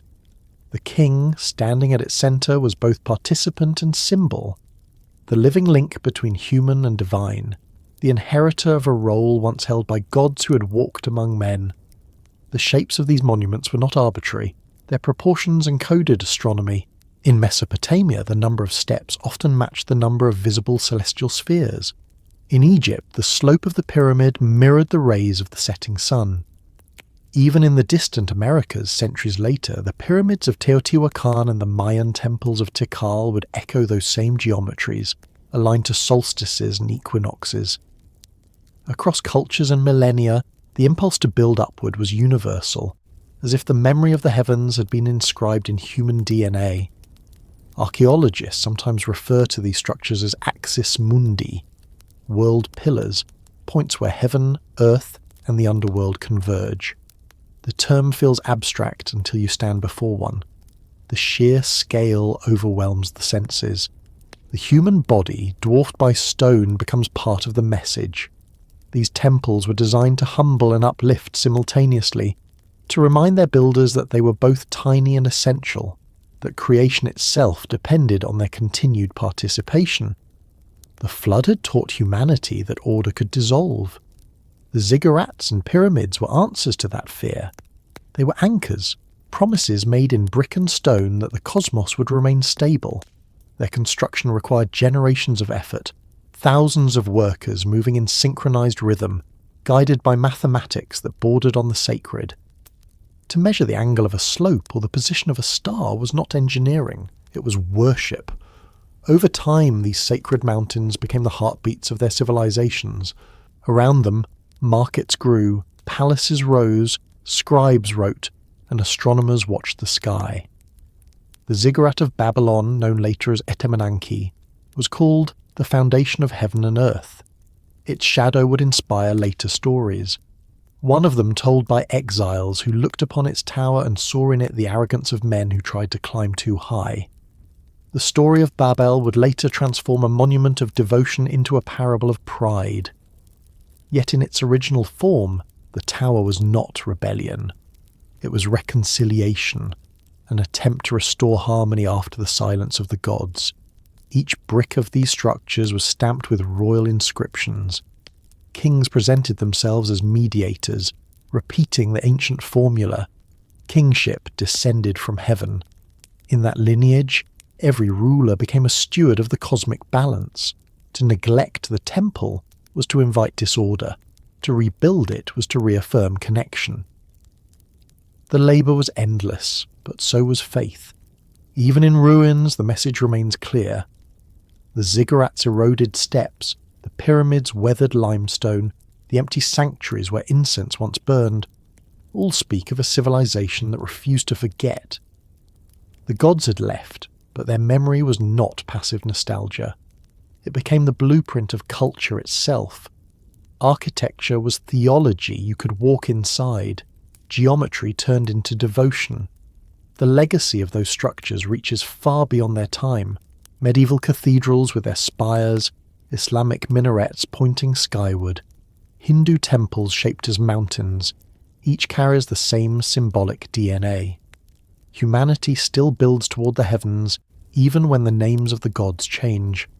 The instinct to reach upward has outlived every flood, every empire, every silence. To walk among the ruins now, under a modern sky, is to feel that continuity like a pulse beneath the sand. The air hums faintly with purpose, as if the old prayers are still suspended in it. The stones no longer shine, but the alignment of their corners with the constellations still holds. They remain quiet dialogues between earth and eternity, waiting for listeners who understand the language of awe. What began as an attempt to summon the gods eventually transformed into something else, an assertion of human resilience. The builders who carried bricks up those ramps were not just labourers. They were participants in a cosmic restoration, each movement a repetition of creation's first act. Their sweat and rhythm became a kind of music that replaced the silence left after the flood. Civilization itself became the new liturgy, and though the centuries would erode the ziggurats and the sand would bury the pyramids, their outlines endure, reminders that the human story is, at its core, an architecture of memory. From the plains of Sumer to the banks of the Nile, the desire to bridge heaven and earth has shaped every belief, every art, every city that followed. As the old empires faded and new kingdoms rose, the temples that pointed to heaven became markers in time, silent guides leading forward into another transformation. The divine would no longer descend in thunder or water, but through revelation, through language, through dreams. The watchers were gone, the flood long past, but humanity's gaze remained fixed on the same endless sky. And beneath that sky, in the shadow of the last great ziggurat, and echo of the last hymn sung to stone, a new kind of myth was beginning to form, one that would carry the memory of the gods across oceans and continents, from Sumer to Egypt to lands yet unknown, where the same stars shone over pyramids still waiting to be built. The story of the sky never belonged to one land alone. When the Sumerians built their ziggurats and the Egyptians raised their pyramids, the same stars watched from above, unchanged and unblinking. Civilizations were scattered by deserts, mountains and oceans, yet their eyes lifted toward the same constellations. Across time, different tongues gave the stars different names, but their meanings overlapped like shadows cast from the same light. Everywhere, humanity seemed to remember something, a presence once felt, a knowledge once given, a bond once shared with the heavens. In Egypt, that connection was written into stone and sky. The temples of Karnak and Luxor aligned with the rising sun at specific moments of the year, their corridors filling with light as if the sun itself entered to be worshipped. The great pyramids of Giza pointed toward the belt of Orion, known to the Egyptians as Sa, the celestial form of Osiris, the god of resurrection. The pharaohs believed their souls would ascend through that same stargate, joining the divine beyond death. The stars were not merely decoration, they were geography, the visible landscape of eternity. In the texts carved upon tomb walls, the pyramid text, later the coffin text, and finally the Book of the Dead, the journey of the soul unfolds as a celestial navigation. The dead king must pass through gates, recite passwords, and sail with the sun god Ra across the sky in his solar bark. Every morning Ra emerges from darkness, reborn from the eastern horizon. Every evening he sinks into the underworld to battle chaos, returning only if the rituals on Earth are performed correctly. The cycle repeats endlessly, mirroring the movement of the stars and the seasons. To live in Egypt was to exist within a cosmic machine of balance, one that required both gods and humans to maintain it. That idea, that order depends on cooperation between heaven and earth, appears again and again across the ancient world. In Sumer, it was the duty of priests to keep the ziggurats functioning as spiritual conduits. In Egypt, it was the pharaoh's divine role. And far to the west, across lands and oceans the ancients never mapped, people who had never heard of Sumer or Egypt built their own mirrors of the sky. In the high plateaus of what would one day be Peru, long before the Incas, the builders of Corral raised pyramids of stone and earth along the Super River. They aligned their plazas with celestial events, constructing terraces and observatories that caught the solstices with precision. Their society, one of the oldest known in the Americas, flourished in harmony with the rhythm of the heavens.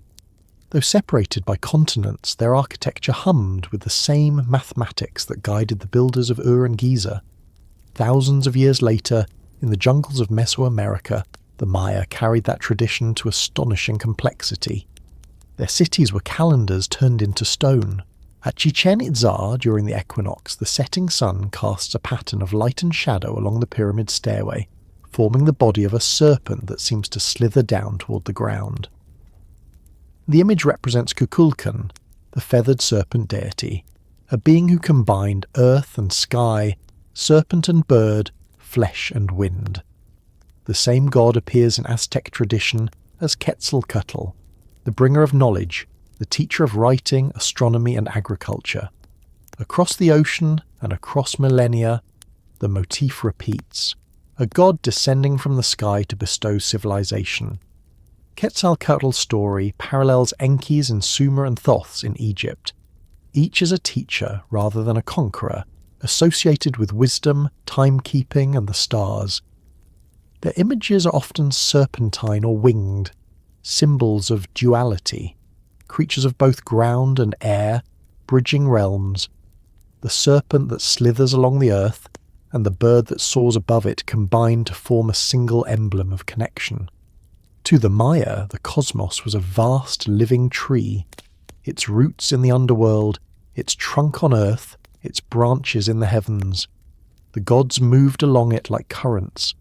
The temples they built were branches reaching upward, stairways for communication. Every step of a pyramid was a verse in a dialogue between humankind and the sky. Even their hieroglyphs resemble constellations, dots and curves forming networks of meaning that map both language and cosmos. What makes these parallels so striking is not their surface resemblance, but their precision.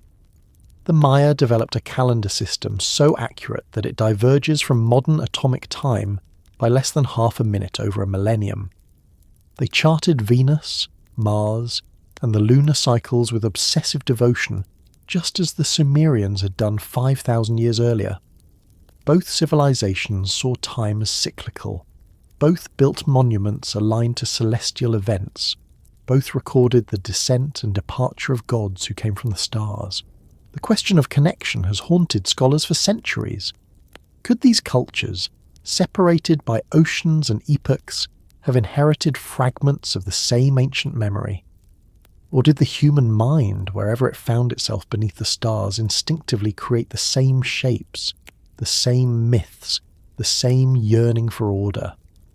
Whether through contact or convergence, the result is the same, a world that never stopped looking upward for guidance. In the Andes, the Nazca people etched vast lines into the desert floor. Straight paths, spirals, and figures visible only from above. A hummingbird, a spider, a monkey, and geometric corridors stretching for miles.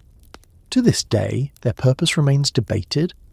Were they processional routes, astronomical markers, or offerings meant to be seen by the gods from the sky? The notion that they were designed for divine eyes recalls the old Sumerian belief that the gods watched from above, attentive to the works of their creation. Whether the Nazca knew of Sumer is irrelevant. They felt the same gaze. The Egyptian pharaohs built their pyramids as vessels for the soul's ascent. The Maya built theirs as calendars of descent, marking when gods would return. In both visions, the architecture served as a bridge. The direction differed, but the conversation remained the same. The heavens were both destination and origin, both memory and promise. Among the Dogon people of West Africa, far from both Mesopotamia and Mesoamerica, there exists a legend of the Nommo, amphibious beings who came from the star Sirius to teach humanity the foundations of civilization. The Dogon's ancient cosmology describes Sirius as a binary star system long before modern telescopes confirmed it. The story is a curious echo of the same pattern: beings of light, descending, teaching, then departing.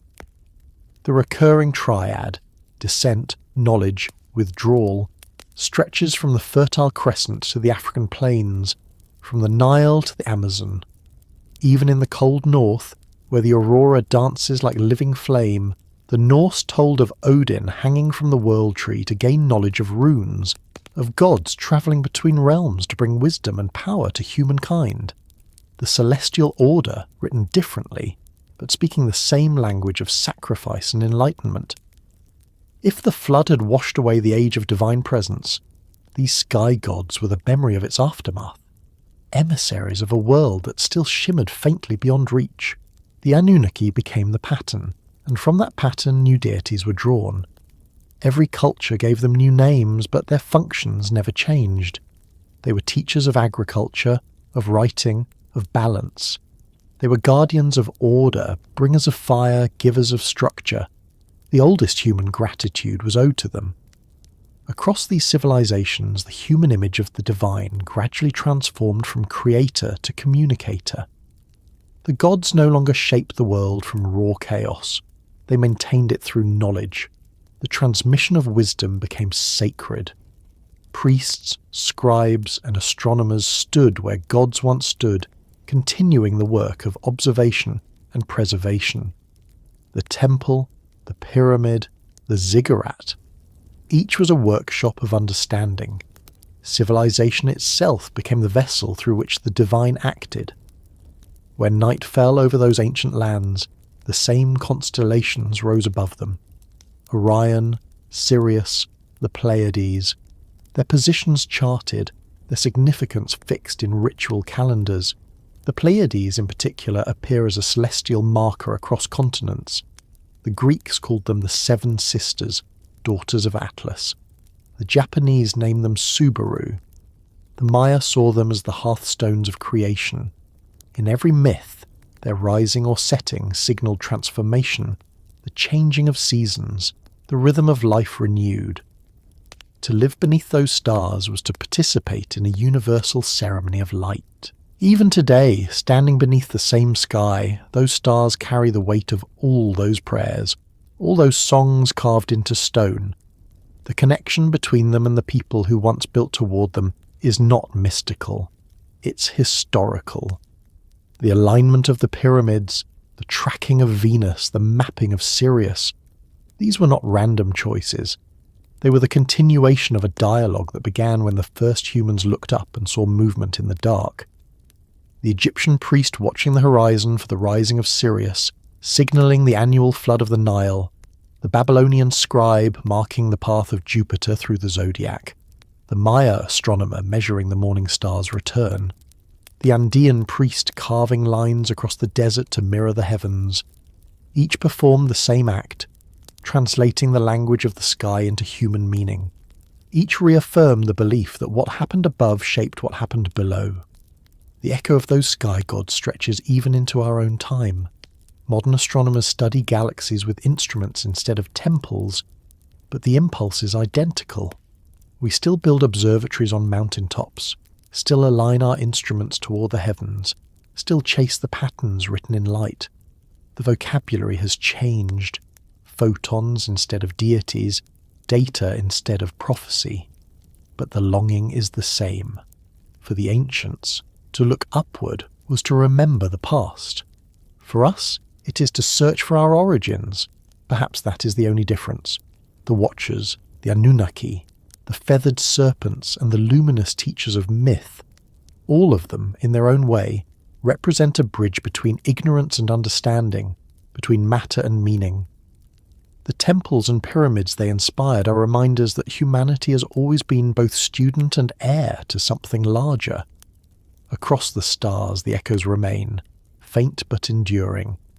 From the ziggurats that reached for Anu to the Mayan pyramids aligned with Venus, the dialogue between earth and sky continues in every culture that ever paused to trace constellations.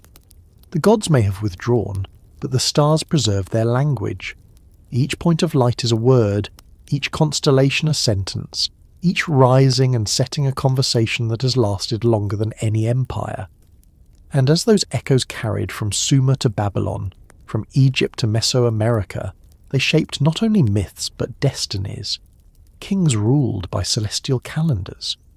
Wars were declared according to omens read in the stars. The great cycles of history unfolded like the turning of the heavens themselves. The memory of the sky gods became the rhythm of civilization. The builders of the ziggurats, the priests of Thebes, the astronomers of Palenque, they all shared the same quiet certainty, that what was above would one day return. The gods might be gone, but the path they took remained written in starlight. To follow it was to prepare for their coming again. And as time moved on, that expectation never entirely faded. It lingered in prophecies, in sacred calendars, in the faint hum of ritual that carried through generations. The stars above seemed to promise that the Watchers would not stay silent forever, that the knowledge once given might one day descend again. As the sun sets over the temples of the old world, the light glints against stones still angled perfectly toward the heavens. The structures stand as maps of memory, coordinates pointing back to a moment when gods and humans shared the same world.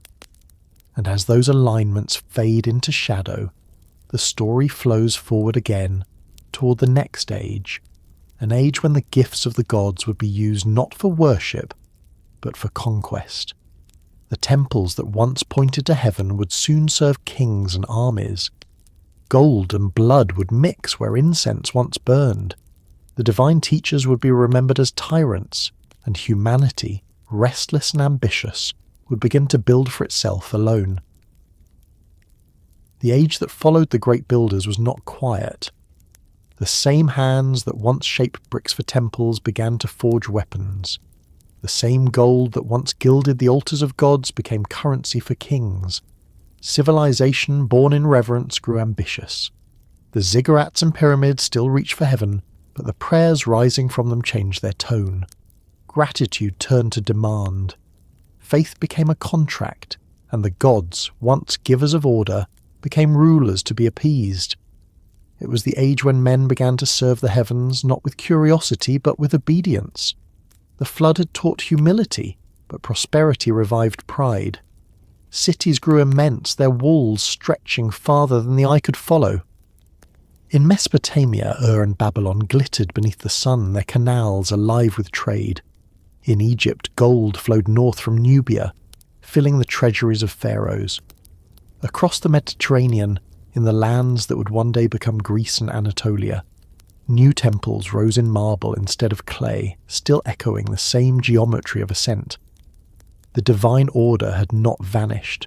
It had merely hardened into hierarchy. Every kingdom claimed its gods as patrons. Every ruler traced his lineage upward. The Sumerian kings once declared that their authority descended from heaven. Now that phrase became literal law. Pharaohs called themselves sons of Ra, the living embodiment of the sun. Babylonian kings styled themselves as deputies of Marduk, enforcers of celestial will. Even when belief fractured into countless names and pantheons, the structure remained the same. A ladder that reached upward, each rung stained with gold and guarded by blood. In the temples, the rituals grew elaborate. Priests no longer served only as mediators. They became administrators of divine bureaucracy. The offerings increased, the sacrifices multiplied. The gods of wisdom and creation were now also gods of judgment and war.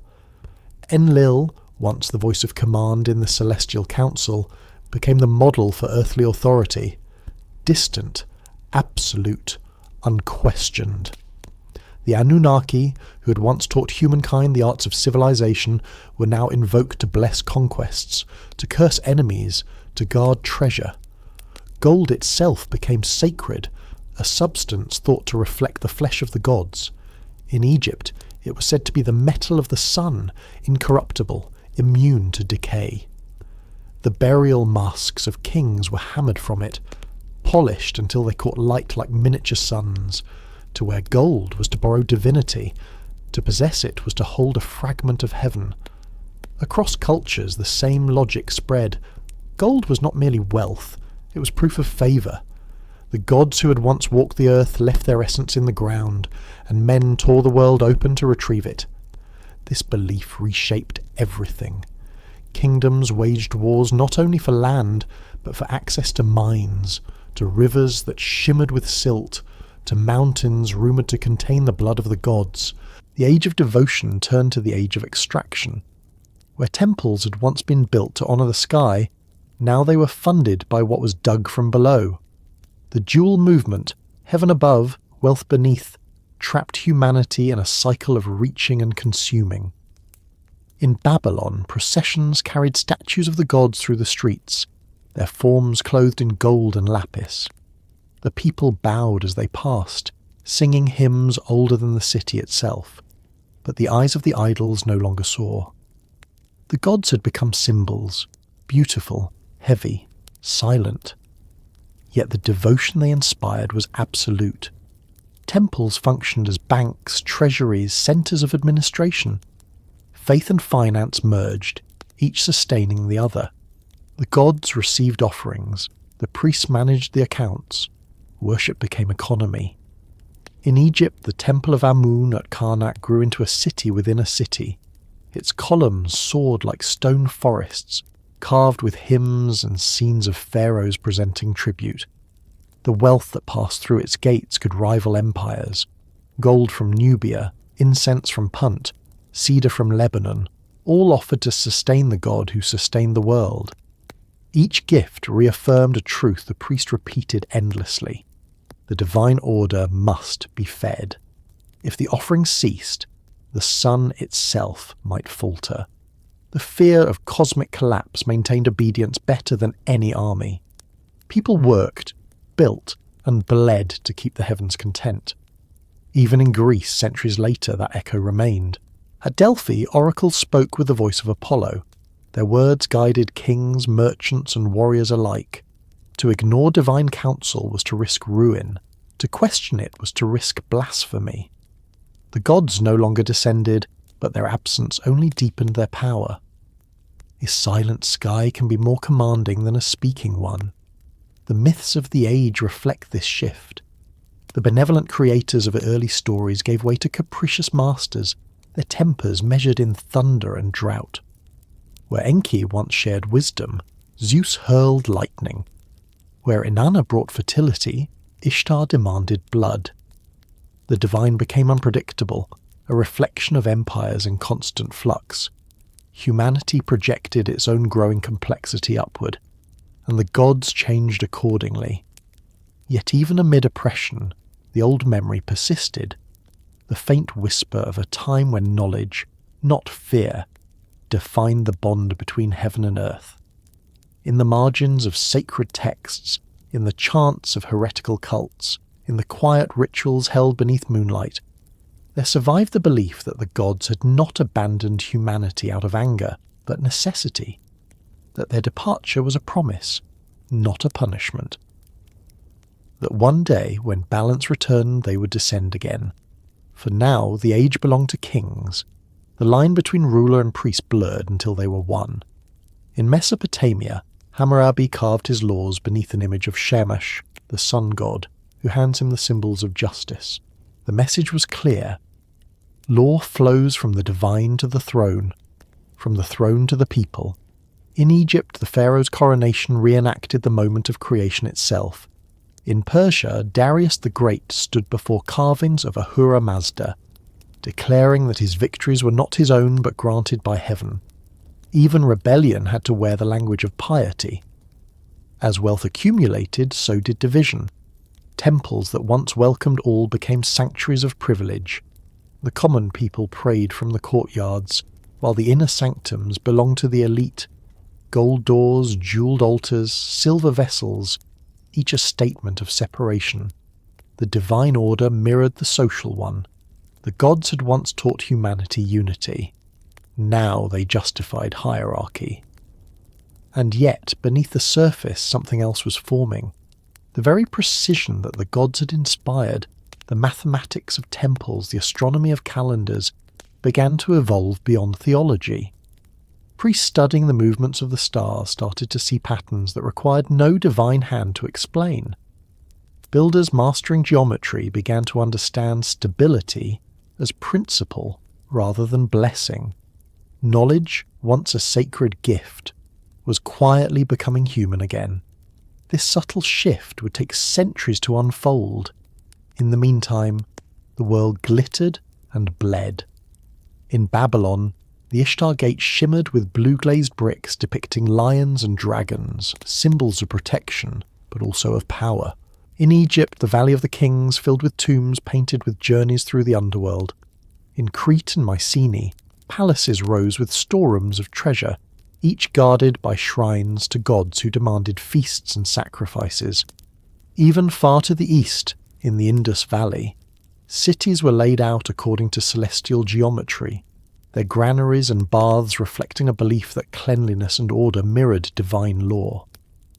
Everywhere, civilization reached new heights. But in that ascent lay a paradox. The closer humanity came to mastering the gifts of the gods, the further it drifted from them. The temple stood taller, the offerings richer, but the connection weaker. The rituals continued because they had always continued. Faith had become habit, devotion a performance. The sky remained silent and the silence grew heavy. Still, gold gleamed. Its radiance reassured the weary that the divine order held. Empires rose and fell around it. Assyria burned Babylon, Persia conquered Assyria, Greece conquered Persia, and Rome inherited the ashes of them all. Through every conquest, the same symbols travelled. Winged beings carved on walls, suns encircled by serpents, stars guiding rulers through dreams. The faces changed, but the eyes were always the same, watching, remembering. In the end, the Age of Blood and Gold was not a single chapter, but a long twilight stretching across continents. It was an age defined by grandeur and anxiety, by faith and control. Humanity served the heavens, but the heavens had become an empire of silence. The gods no longer needed to rule. The systems built in their name ruled for them. Yet even within that gilded order, rebellion stirred. The philosophers of later ages would question the old hierarchies. The seekers of wisdom would look beyond temples to the stars themselves, not as homes of deities, but as worlds like our own. The divine, long confined to statues and rituals, would begin to return to abstraction, to spirit, to idea, to law. The age of service would give way to the age of inquiry, and the gods, once fed with offerings, would be fed with thought. But before that awakening could come, the old world had to reach its peak, its full blinding splendour. The temples, the towers, the cities of gold, all had to burn their brilliance into memory. Only then could the silence of heaven begin to shift again, not through thunder or fire, but through rediscovery. As night fell over the last great empires, the stars above remained the same. They watched, patient as ever, reflecting the fires below. Humanity had built for them, fought for them, and named entire ages in their honour. Yet still they shone, untouched, reminding the world that service, no matter how gilded, was never the final chapter. Somewhere, amid the noise of prayers and the clang of metal, the next movement of the story was already beginning. The rediscovery of the sacred in the material, the moment when the tools once used to serve the gods would be turned toward understanding their mysteries. The old age of worship was ending.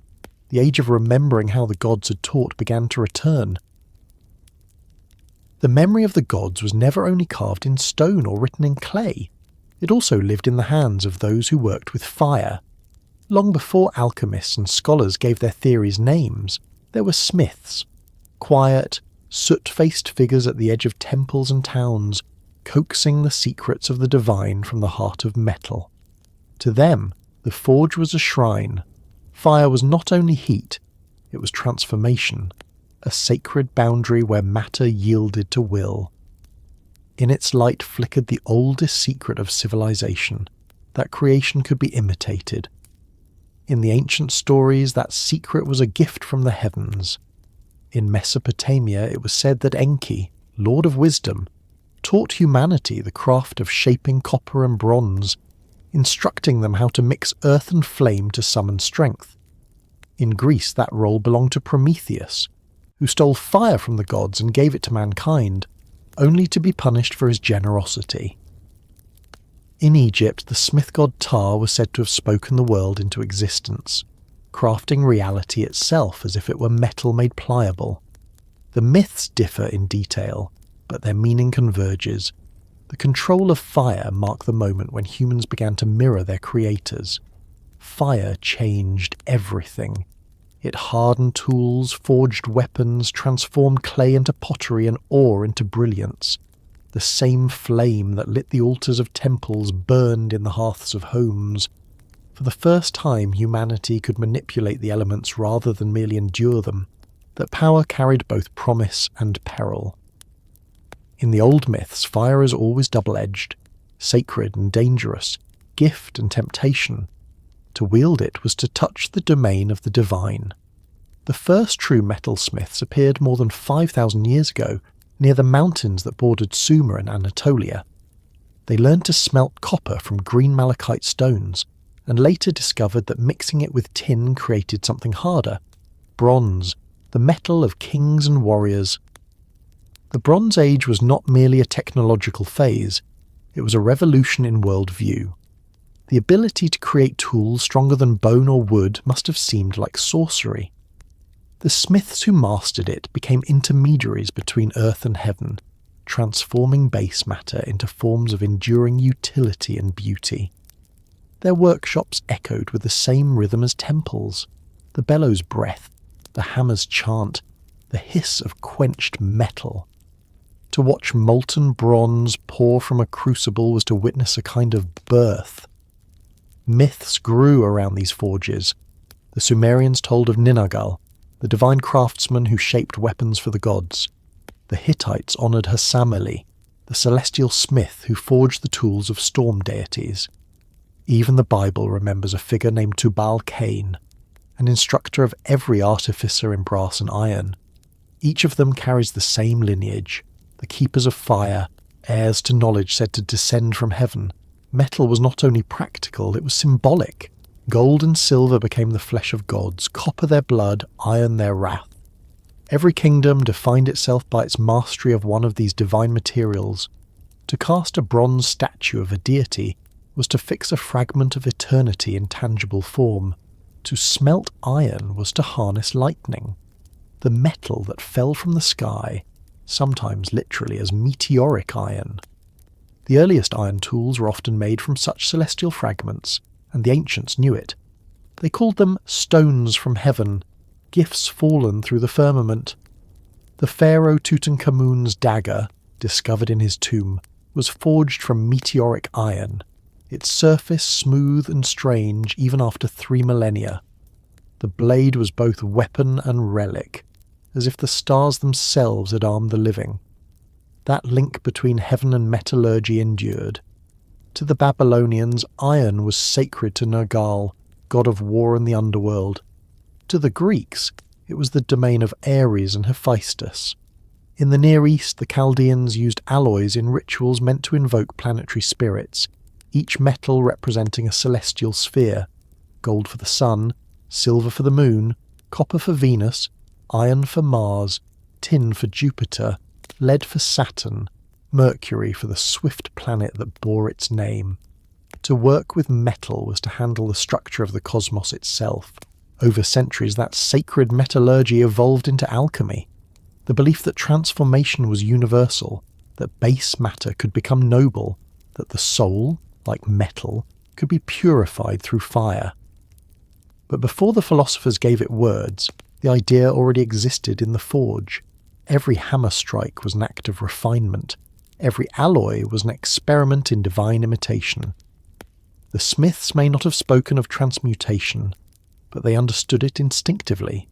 Civilizations rose on the foundation of this knowledge. The Bronze Age gave birth to empires: Akkad, Assyria, Hatti, Mycenae, Egypt's new kingdom, each defined by its mastery of metal. The weapons of their armies were more than tools of conquest. They were symbols of divine favour. Spears and swords gleamed like offerings under the sun. Armour reflected not only the bodies of soldiers, but the hierarchy of gods. When two armies met, it was not merely men who clashed, but pantheons. Every victory confirmed the strength of a nation's divine patrons. Every defeat demanded new prayers, new forges, new fire. Then, around 1200 BCE, the Bronze Age collapsed. The trade routes that supplied tin fell silent, cities burned, and entire civilizations vanished almost overnight. To later historians, it was a convergence of famine, war, and migration. To those who lived through it, it must have felt like the wrath of heaven returned. The forges went cold and the gods grew quiet again. The survivors wandered carrying fragments of memory, songs, tools, symbols, into the dark centuries that followed. From that darkness emerged a new age and a new metal. Iron, harder, cheaper, less beautiful, but more enduring. It spread not through temples, but through fields and workshops. Farmers used it to till the soil. Soldiers used it to redraw borders. The divine had moved from the altar to the anvil. The gods no longer granted weapons. Men made them for themselves. In that shift, something profound changed. The tools of the gods had become human property. The transition was not simple. In myth, iron is often cursed. Too heavy, too violent, too impure. In Hesiod's works and days, the poet calls his own era the Iron Age, an age of toil and cruelty, when humanity had fallen far from the golden innocence of the past. Yet even in lament, there is admiration. Iron represented self-sufficiency, resilience. the ability to endure without divine intervention. What had once been a gift from heaven was now a discipline of earth. Still, the memory of its origin lingered. Blacksmiths continued to be treated with awe, half craftsmen, half magicians. In some traditions, they were initiates in divine mysteries, capable of summoning spirits with the sound of their hammers. In others, they were feared, solitary, secretive, too close to the fire that once belonged only to gods. In West Africa, among the Yoruba, Ogun became the deity of iron, war, and technology, a divine craftsman whose forge was the heart of creation itself. In every culture, the smith embodied transformation, the power to turn the raw into the refined. The deeper meaning of metalwork was never lost. Mastery of matter mirrored mastery of self. The fire that melted ore was the same that purified the soul. To work with the tools of the gods was to risk becoming like them, powerful, but also burdened with responsibility. The old myths had warned of this. The watchers who taught forbidden arts fell, not because knowledge was evil, but because its use was uncontrolled. Each spark of understanding carried the potential for both illumination and destruction. The cities of iron grew larger, the empires wider, but the awareness of danger never vanished. The temples that once burned with ritual fire now burned with smelting furnaces. The lines between worship, work, and war blurred completely. Humanity had inherited the divine craft and turned it into industry. The sacred act of forging became the foundation of civilization itself. From plowshares to swords, from coins to idols, from machines to monuments. And yet, amid progress, loss persisted. The purity of the old knowledge, the understanding that creation and morality were linked, faded. What remained were fragments, formulas, symbols, echoes of a philosophy that had once united science and spirit. Alchemy would later try to reclaim it, wrapping metallurgy in metaphor, seeking to recover not only the secret of transmutation, but the wisdom behind it. The alchemists were not wrong to call themselves heirs of Hermes, of Thoth, of Enki. They were trying to rebuild the bridge between heaven's fire and human hands. But much had already been forgotten. The techniques of the ancient forges were replaced by efficiency. The sacred rituals around metal vanished into practicality. The concept of divine craftsmanship became labour, industry, trade. The tools of the gods, once symbols of connection, became instruments of dominance. The same metals that had built temples now levelled cities. The power of fire, unmoored from reverence, began to serve ambition alone. Still, within that shift lies the quiet persistence of memory. The forge, wherever it burns, still speaks the old language. The glow of molten metal, the rhythm of the hammer, the hiss of cooling water, all repeat the same story of transformation. Even now, somewhere in that process, the ghost of the old belief remains, that to shape matter is to engage with the divine. Every creation, no matter how humble, carries the trace of that first sacred act, the gods teaching humans how to shape the world. Archaeologists sometimes unearth tools so finely made they seem impossible for their age, blades that resist corrosion, alloys unknown to modern analysis. Whether coincidence, lost technique, or fragment of forgotten mastery, they are reminders that the line between myth and memory is thin. The tools of the gods might have been nothing more than the pinnacle of early science, or something else entirely. Technologies passed down from a civilization older than history. Either way, their legacy is the same: progress built on remembrance. The ancients did not see a divide between invention and faith. To them, discovery was devotion. Each breakthrough was a renewal of the bond between heaven and earth. Modernity often forgets this. It separates spirit from science, myth from mechanism. But the forge remembers. The flame does not discriminate. It consumes, transforms, and renews, just as it did when humanity first learned to hold it. As the old empires crumbled and new ages dawned, the sacred craft scattered like embers. the secrets of metal, fire, and geometry travelled through migrations, conquests, and whispers. They resurfaced in the hands of artisans, builders, healers, and thinkers, fragments of a once unified understanding. The lost knowledge of the gods was never truly lost. It only changed its form, hiding within symbols, myths, and the quiet labour of those who never forgot what creation meant. And as the world moved forward, as iron gave way to steel and fire to electricity, the same ancient current ran beneath it all, the memory of light descending, of wisdom shared, of a covenant between power and purpose. Humanity had inherited the tools of the gods. The question, unspoken but eternal, was what to build with them next. Somewhere beyond the smoke of the forges, the old silence of the heavens still lingered. But within that silence, a new awareness was forming, that perhaps the gods had never truly departed, only dispersed, their essence dwelling in every act of creation, every spark struck from stone. And as the metal cooled and the stars reflected in its surface, the story continued, not of loss, but of inheritance.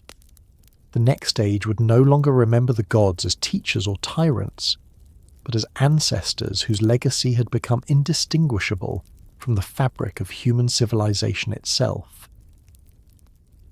There comes a point in every old story when the divine grows weary of its own reflection in the human world. The gods who once walked among people, who had taught and built and loved, began to fade not because they were forgotten, but because remembering them became dangerous. Memory itself turned into exile. The Watchers, the Anunnaki, the luminous teachers of the early ages, they were not simply banished from heaven. They were erased from comfort, condemned to exist only in recollection, scattered through languages and myths like fragments of a forbidden text that no one was allowed to read in full. The flood had washed the world clean. The forges of civilization had remade it. Yet behind the noise of progress, something in the old order remained unsettled. Humanity had inherited the tools of the gods, but not their restraint. The more it created, the further it drifted from the sacred balance the Watchers had once tried to protect. Knowledge had become power. Power had become conquest. And knowledge untempered by wisdom had always been the first sign of decay. In the legends that survived the temple's fall, the Watchers were remembered not as saviours or teachers, but as prisoners. The Book of Enoch says they were bound beneath mountains of burning rock, chained within the earth's heart where no light reached. There they remained, waiting for judgment. But other stories, whispered along the trade routes of Asia and Africa, told that they were not destroyed at all, only diminished, condemned to wander the edges of the world as immortals stripped of form. The immortality they had once shared with the divine had become their curse. They could not die, yet they could no longer be seen. To live forever without a world to belong to is its own kind of punishment. Every empire that rose after the flood claimed to have buried the last traces of their influence, yet in every age new myths appeared, mirroring the same pattern. Giants sleeping beneath mountains, angels cast from the sky, shining ones condemned to guard treasures they could never spend. The names changed, Titans, Devas, Nephilim, Jinn, but the story remained constant. They had interfered with creation. They had loved humanity too much. They had paid the price. The curse of memory did not belong only to them. It extended to humanity itself. Every attempt to record the divine led to loss. The tablets cracked. The scrolls burned. The libraries of Alexandria, Nineveh, and Babylon fell into smoke. Each destruction felt less like accident and more like repetition, a cycle of revelation and forgetting, as if some law demanded that divine knowledge could never remain whole. The Watchers were exiled from heaven, but their wisdom was exiled from history. What survived were fragments, enough to inspire, never enough to restore. In Mesopotamian ritual, the priests once invoked the names of the fallen as part of purification rites. They believed that to speak their names was to acknowledge the presence of forces that should not be denied. Later generations erased those invocations, replacing them with more acceptable prayers. But the rhythm of the old chants persisted, buried within the language of liturgy, disguised as devotion to safer gods. The watchers had been removed, yet they remained within the syllables of faith itself. Even in the heavens their memory lingered. The stars retained their names, the watchers of the east, the shepherds of the sky, the judges of the north. Astronomers of Babylon charted them with reverence, their tablets describing constellations as divine sentinels. The sky became a prison and a memorial both. When people looked up, they were gazing into the faces of beings who could no longer descend. The constellations were reminders, glowing faintly through time, that something once dwelled between the worlds and had been locked away. In the myths that spread westward, the story turned moral. The fallen ones became lessons against pride. In Greece, the Titans were overthrown and buried beneath volcanoes. In Christian tradition, the angels of rebellion were cast into the abyss. The pattern was so consistent that it ceased to feel like invention and began to resemble memory disguised as warning. Civilization had inherited the same anxiety the gods once felt, that knowledge, once unleashed, could not be contained. The exile of the immortals also reshaped how humanity understood divinity itself. The gods became more distant, more abstract. Where once they had walked in gardens or feasted with kings, now they resided in unreachable realms. Heavens divided from the earth by doctrine instead of geography. Religion evolved as a negotiation with absence. Priests interpreted silence. Prophets translated dreams. The voice that once spoke directly now arrived through symbols, visions, and riddles. The bridge between heaven and earth was not rebuilt. It was replaced by language. Yet memory has a way of surviving even erasure.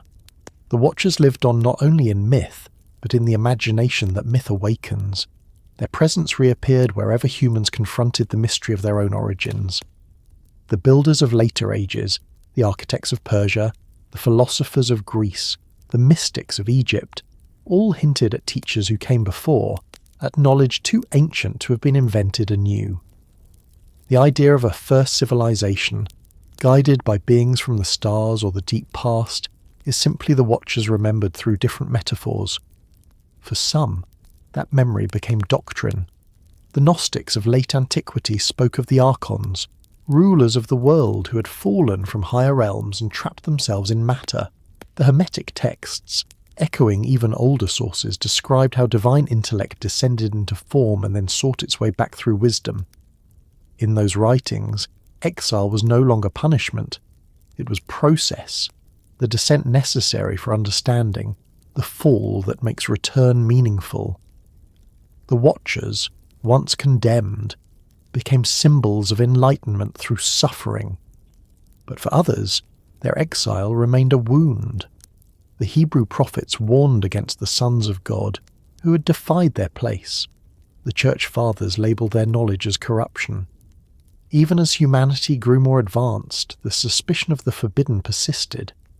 The earliest astronomers risked heresy by suggesting the heavens obeyed laws instead of moods. The first physicians were accused of practicing magic. The shadow of the Watchers lingered in every accusation. The fear that to understand too much was to rebel. It is difficult to say where myth ends and inheritance begins. Archaeologists uncover ruins whose purpose cannot be explained. Structures aligned to celestial events with precision that should have been impossible for their time. Legends claim that these were the works of those ancient immortals, or of their human disciples who remembered fragments of their craft. Whether metaphor or artifact, the connection between memory and exile persists. Every discovery that challenges the accepted story feels like one of their whispers resurfacing. The curse of memory is that it never fades entirely. It waits, it watches, it reminds. The very act of preserving history, the carving of tablets, the writing of scrolls, the copying of manuscripts, is an echo of their original mission: to teach, to record, to ensure that knowledge survives. Humanity became the new watcher, the new caretaker of understanding. But in that inheritance lies the same danger. What we preserve, we also distort. What we record, we also rewrite. Every civilization builds its truths atop the ruins of older ones, sometimes without realizing it. The fall of the Watchers was not merely a mythic event, it became the template for how humanity would interpret its own progress. Each era that discovers too much is accused of hubris. Each thinker who peers too far into the nature of existence is labelled reckless. The line between revelation and transgression remains as thin as it was when Shemyaza and his companions descended to Earth. That is the lingering lesson of their exile. Knowledge is a sacred flame that must be carried carefully, lest it burn its bearer. In some traditions, the punishment of the Watchers is said to end at the end of time, when balance returns and the heavens and earth reconcile. Until then, they remain bound, their light visible only as stars. This idea, that the fallen still serve, that their suffering maintains cosmic order, reveals a subtle mercy within the myth. Even in exile they perform their duty. Even in silence they keep watch. Perhaps that is why the ancients continued to build temples aligned with constellations, why they place the tombs of kings beneath patterns of stars, why they trace celestial maps onto ceilings and mosaics. Each monument was both plea and remembrance, an attempt to re-establish contact, to let the exiled know they were not entirely forgotten. The architecture of worship became a language of reconciliation written in stone and shadow. Over the centuries, the exiled immortals transformed from figures of fear into symbols of the human condition itself. To be conscious is to be exiled, aware of the divine yet separated from it. Every act of creation, every search for meaning, is an attempt to return. The myth of the Watchers thus evolves into philosophy, the realization that enlightenment always carries loneliness, that to know is to stand apart. Humanity inherited not only their knowledge but their isolation. The curse of memory then is also its blessing. Without it the past would vanish, and with it the sense of purpose that drives civilization forward. But to remember too clearly is to live with longing, the quiet ache for something that cannot return. That longing has built cathedrals, observatories and philosophies alike. It is the same force that once drew the Watchers downward and now draws humanity upward. The direction has reversed, but the motion remains the same. When the poets of later ages wrote of fallen stars, they were not describing astronomy.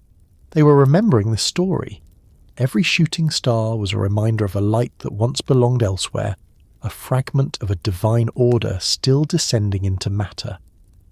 Even today, people make wishes on falling stars, unaware that the gesture echoes an ancient hope, that the boundaries between heaven and earth might one day dissolve again. In the silence of night, under the same constellations that guided the first builders, the myth still breathes. The immortals remain exiled, but exile does not mean absence. It means distance, enough for perspective, enough for reflection. Humanity, carrying the torch they once bore, continues their work unknowingly. Each discovery, each creation, each quiet act of understanding is another spark bridging the void they left behind. And somewhere beyond the reach of the visible stars, the story continues to turn. The heavens that once cast them out have grown vast and silent. The earth that once received them has become loud with life. Between them stretches the same endless tension, separation and remembrance, creation and loss, silence and longing. The exile of the immortals is not a tale of defeat. It is the rhythm of existence itself. The ancient teachers are gone from sight, but their curse endures in the form of our curiosity, the unending desire to know more, to see farther, to rebuild what was once broken. It is both our inheritance and our trial. The Watchers fell for their compassion, we rise for our persistence. Both acts are the same movement, seen from different ends of time. As the last myths fade into twilight, and as history prepares to reclaim their place, the echoes of the exile still hum beneath the surface of the world. They live in the patterns of constellations, in the languages that repeat their names, in the quiet human impulse to remember what cannot be proved. And through that memory, the old bond endures, fragile, forbidden, but unbroken. The night remains their kingdom, and memory their only voice. And from that voice, softened by millennia, the story moves forward once again, toward the age when their shadows will blend with ours, and the forgotten past will begin to awaken in the minds of those who never knew they were remembering it. The world after the exile of the immortals became quieter, but not silent. Though their voices had vanished from the air, they left behind something subtler, something designed to endure long after words were forgotten. Symbols. Not mere decorations, not idle markings, but a language that crossed time. The Watchers had taught through sight as much as through sound, encoding their wisdom into shapes, alignments, and rituals that could be remembered by those who no longer heard their speech. What humanity inherited was not the voice of the gods, but the alphabet of the heavens. Every ancient culture became fluent in it, even if they no longer knew the grammar. Myths became their dictionaries, constellations their sentences. The patterns of the stars above mirrored the patterns carved into stone below.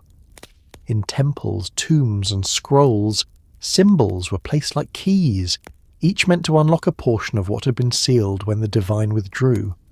To read them was to remember, though not always consciously. The knowledge of the sky persisted as intuition, a silent literacy shared by civilizations separated by oceans and millennia. The oldest messages were written in geometry. Circles, triangles, spirals, forms repeated from Sumer to the Andes, from Egypt to Stonehenge. The circle, the image of eternity, of motion without beginning or end, embodied the cosmic cycle the gods had once governed. The triangle, rising from a base to a single point, mirrored the ziggurat and the pyramid, the path from matter to spirit. The spiral, found etched in rocks older than recorded history, captured the rhythm of growth and decay, the unfolding of creation from its hidden centre. These were not abstract designs. They were instructions written into architecture, blueprints of existence turned into symbols of faith. In Sumer, the cuneiform sign for God was a simple star, a wedge shape angled upward. Every prayer tablet began with it, as if to remind the reader where the words came from. In Egypt, the hieroglyph for life, the Ankh, combined the cross of matter with the loop of eternity, the union of earth and sky. In Greece, the laurel wreath encircled victory as the heavens encircle the world. In the Far East, the Taoist yin and yang symbol repeated the same cosmic duality the Watchers had once taught. Light and dark, male and female, creation and dissolution, all part of one eternal whole. To the ancients, symbols were not metaphors, they were mechanisms. A properly drawn sign, a precisely spoken name, a ritual performed in alignment with the stars. These were ways of harmonizing with the forces that sustained the world. The gods might have withdrawn, but their language remained operational. The priests of Babylon charted the sky not as observers, but as translators. The movement of a planet across the horizon was not coincidence. It was grammar in motion. Venus rising before dawn meant the renewal of order. Mars lingering at dusk meant conflict and change. The sky was a living text, and to misread it was to invite disaster. This idea shaped civilizations as much as any law. In Egypt, the heliacal rising of Sirius signalled the flooding of the Nile, a message from heaven announcing the rebirth of the land. In China, comets were interpreted as imperial omens, their tails pointing toward the fate of dynasties. Among the Maya, the conjunctions of Venus marked the timing of war and peace.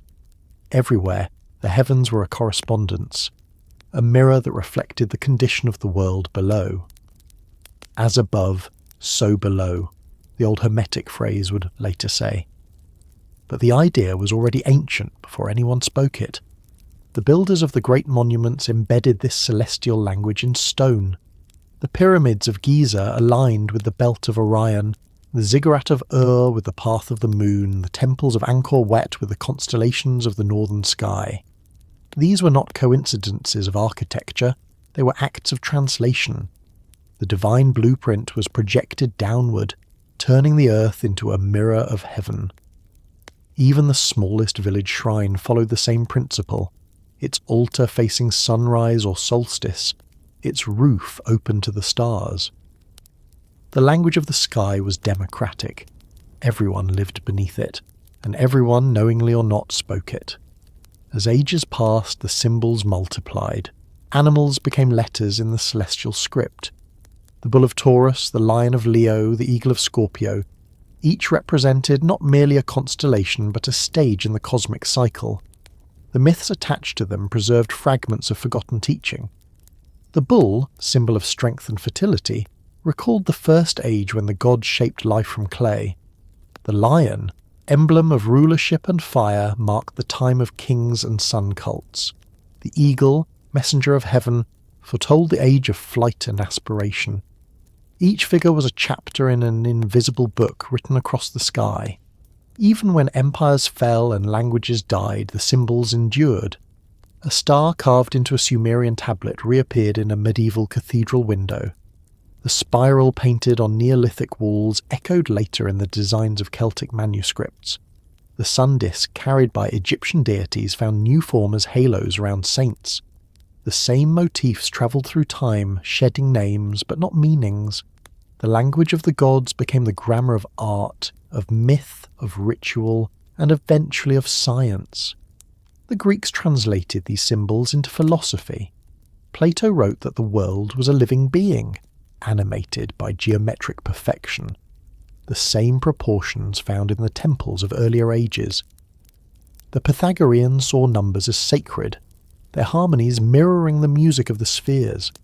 For them, mathematics was not invention, but remembrance, the rediscovery of patterns that already existed in the cosmos. They called the universe cosmos, not chaos, but order made visible.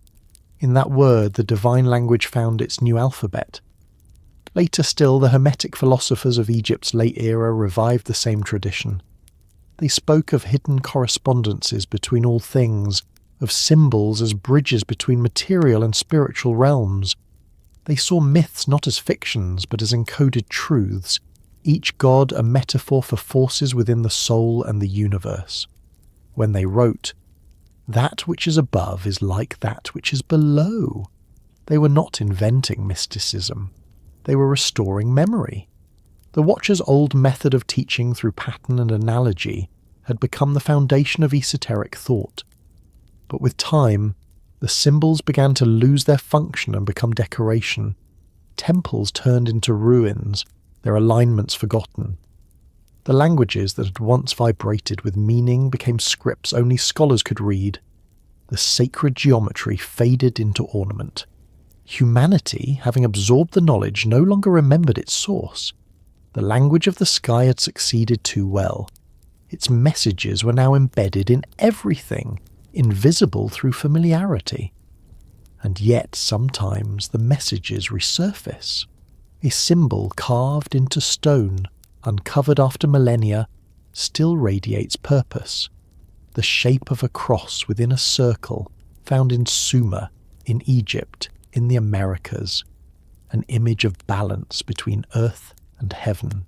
A serpent eating its tail, the Ouroboros, appears in the tombs of pharaohs and in the texts of alchemists, both describing eternity consuming itself. The meanings may have shifted, but the feeling they evoke remains the same: recognition. A faint awareness that something ancient and true is being remembered, even if it cannot be articulated. The stars themselves continue to write their messages, though few still read them. Constellations shift over thousands of years, slowly changing their patterns as if rewriting their own script. The precession of the equinoxes, the long cycle of the heavens that takes 26,000 years to complete, was known to the ancients and treated as sacred rhythm. They divided time into ages ruled by different constellations, each marking a change in consciousness. The age of Taurus, the age of the bull, gave way to Aries, symbolized by the ram and the rise of warrior cultures. Then came Pisces, the age of faith and sacrifice. Each transition was seen as the turning of a cosmic page, another sentence written in the divine story. This view of time as cyclical, as language repeating itself in different dialects, shaped the myths of every civilization. Floods, fires, renewals, golden ages, all were expressions of the same belief that creation spoke in recurring patterns. The symbols acted as punctuation marks, reminders that the story of existence was not linear but rhythmic. To the ancients, the end of one world was never annihilation. It was the closing of a sentence, the pause before the next began. Even in modern eyes, the remnants of that language remain. The zodiac on a horoscope page, the star adorning a flag, the spiral of galaxies in a telescope's lens, echoes of the same grammar. The fascination with codes, with hidden meanings, with the search for order in chaos is not a modern obsession but an inheritance. We are still trying to read the sentences the sky once wrote. To the priests of old, symbols were more than reminders. They were living tools. They believed that to meditate upon a sign was to commune with its essence. The shape of the sun represented light. To contemplate it was to draw illumination into one's self. The moon symbolized rhythm and renewal. To trace its cycle was to synchronize with nature's pulse. This practice survived in altered forms, in mandalas, in rosaries, in the patterned dances of Sufi mystics. The outer symbols changed, but their inner purpose remained, to remember through repetition. The great irony of the hidden messages is that they were never truly hidden. They were written on the world itself. Every sunrise, every season, every breath followed the same logic. The gods had not concealed their language. They had made it omnipresent. It was humanity that learned to overlook it. When people stopped seeing meaning in the stars, they began to search for it elsewhere, inventing new signs, new rituals, new systems to replace what had always been there.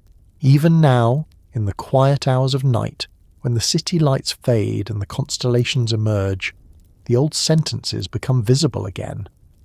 Orion's belt still points towards Sirius. The North Star still holds its fixed position, as it did when the builders of ancient temples aligned their stones to its light. The Milky Way still stretches across the sky like a river of memory, connecting every civilization that ever looked upward. The language of the sky is patient. It does not fade. It only waits for eyes willing to read it again. Symbols were the last mercy of the gods, a way to remain without returning, to guide without interfering. They gave humanity a map written in light and geometry, knowing that someday, when the time was right, the map would be understood again. And though the old temples have crumbled, the same geometry governs the orbit of planets, the spiral of shells, the symmetry of leaves, the pulse of galaxies. The divine language was never only about stars, it was about structure itself, the pattern that binds all things. In every age, a few remembered. The builders of cathedrals who aligned their spires with solstices, the mystics who saw in number and proportion the handwriting of creation, the astronomers who measured the sky not to dominate it, but to understand its harmony. Each of them, knowingly or not, was continuing the dialogue the Watchers had begun. The myths, the symbols, the languages of the sky. They are not relics of a vanished world. They are instructions still in effect, waiting to be read. Humanity's search for meaning, for connection, for truth, is not rebellion against the divine, but its fulfillment. The gods once taught through presence, now they teach through pattern. And as the night stretches on, as stars drift silently above, the message remains clear to those who listen, that knowledge and reverence were never meant to be separate, that creation still speaks, and that the sky, like memory itself, never truly forgets. The story does not end here.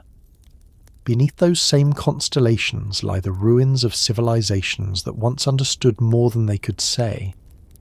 The old language, half remembered, is still buried in stone, waiting for its next interpreter, for the moment when humanity begins to read again the messages left in its own architecture, and the silence of the gods begins once more to take form through the hands of those who build. Every age imagines itself the last. Every civilization, when it grows quiet enough to hear its own pulse, feels the shadow of an ending. The ancients understood this better than most. They saw time not as a straight road, but as a circle, a wheel that turns endlessly, bringing back what was once lost. To them, nothing truly vanished. The gods who had ruled, the watchers who had fallen, the teachers who had departed, all would return when the world was ready. Their stories spoke not of extinction, but of recurrence, the slow reawakening of what had only been sleeping. The Sumerians called it the renewal of me, the divine laws that govern the balance of existence. The Egyptians named it Zep Tepi, the first time, the era when gods walked on earth, destined to come again when the cycle turned. In the East, the Hindus spoke of yugas, world ages that rise and decline, each one ending with dissolution and rebirth. The Maya described the turning of suns, each world destroyed and remade, each one closer to remembering its origins. Across continents, in languages that never met, the pattern remained. Time was not a river flowing forward, but a tide that always returned to shore. It was this belief that gave birth to prophecy. The prophets of every civilization, from Sumerian seers to Hebrew visionaries, from Egyptian priests to Mayan astronomers, all claimed to read the rhythm of that return. Their messages differed, but their cadence was the same, that the silence of the heavens would not last forever, that the distance between gods and men would narrow again. For some, the return would bring restoration, the rebuilding of the harmony that had been broken. For others, it would be judgment, the reckoning for what humanity had done with the gifts it was given. In Mesopotamia, the oldest prophecies spoke of a figure who would rise from the sea, half god and half man, bringing wisdom to a world darkened by ignorance. His name was Owand, a teacher from the deep who emerged each dawn to instruct humanity in language, law, and astronomy, before returning to the waters at night. The Babylonians revered him as one of the Apkallu, the sages of the Anunnaki. Later myths would call them fishmen, but the symbol was older than its image. The sea was memory itself, and those who rose from it were fragments of forgotten truth resurfacing. The Egyptians carried a similar hope. Their prophecies spoke of the coming of Osiris, the god of resurrection, whose death had fractured the world, and whose return would restore the balance between life and death. Each year, as the Nile flooded and receded, they saw in its rhythm the rehearsal of that promise. The priests of Abydos reenacted the story endlessly, the god slain, dismembered, reborn, until it became not a story but a law of existence. Even when empires fell, the myth persisted. The belief that what was divine could die and yet return was humanity's earliest theology of hope. In the Hebrew scriptures, the promise became moral rather than cosmic. The return of the divine would come not through floods or fire, but through conscience. The prophets warned that knowledge without compassion would summon ruin, that the heavens would not remain patient forever. They echoed, perhaps unknowingly, this same warning once whispered by the watchers themselves, that enlightenment without balance leads to collapse. The difference was tone. Where the older myths expected the god's return as renewal, later faiths began to fear it as judgment. The same event, refracted through time, became both salvation and catastrophe. In the temples of Greece, prophecy turned philosophical. The oracle at Delphi, speaking in riddles, declared that the god Apollo would one day depart and return, bringing light anew. The Stoics later echoed this in their belief in the ekpyrosis, the great cosmic fire that ends and begins worlds. The Romans, inheriting these ideas, spoke of the saeculum, the divine century that ends when the heavens reset. When poets like Virgil wrote of a new golden age, they were not imagining paradise. They were recalling the ancient expectation that the gods would one day walk again among mortals. Far to the west, in the jungles of the Yucatan, the Maya kept the same watch. Their calendars were not instruments of prediction but of synchronization. They believed that history moved in great rotations, that the same events would repeat in higher spirals. Their priests calculated the long count, a cycle of more than 5,000 years, at the end of which the world would renew itself. The date they marked as the completion of that age would, many centuries later, be misunderstood as a doomsday prophecy. But for them, it was not destruction they awaited, it was return. These patterns are too consistent to be coincidence. The same expectation appears wherever humanity looked at the stars and saw order. It was not merely nostalgia for lost gods, it was an instinct born of observation. The heavens move in cycles.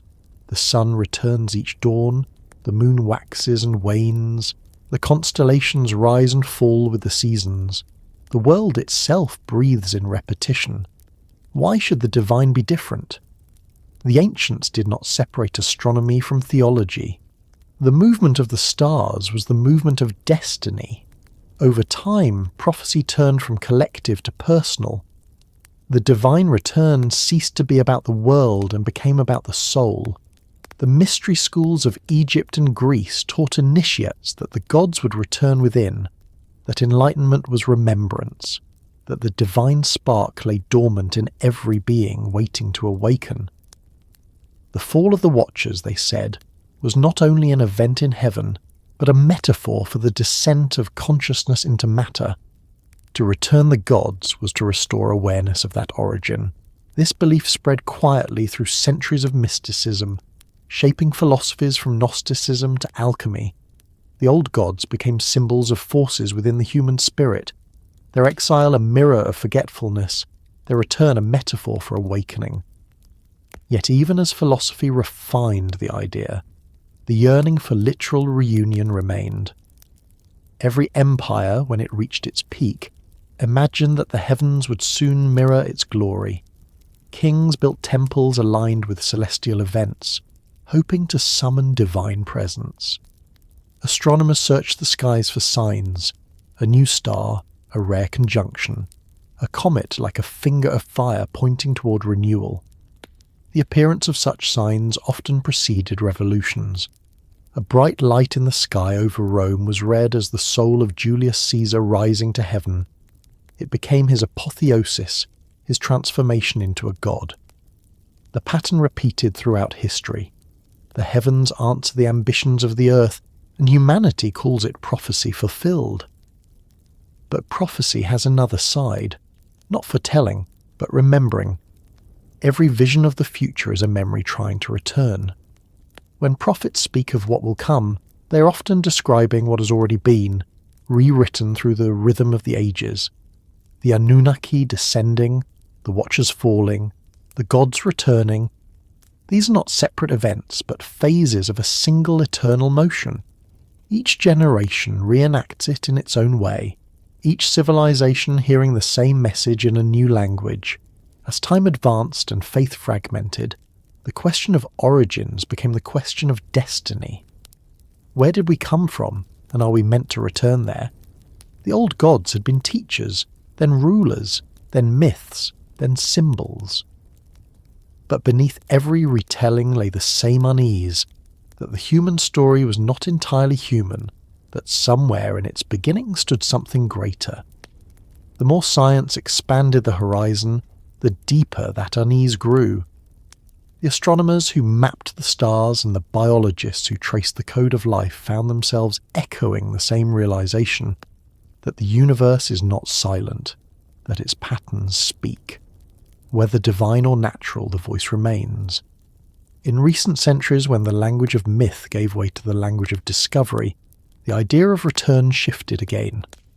No longer divine beings descending from heaven, but intelligence rediscovered through human hands, the realization that the laws of the cosmos are themselves the old gods waiting to be understood. Each equation that describes the movement of light, each observation of a star being born, each unravelling of the atom is a conversation with the same mysteries once told through story.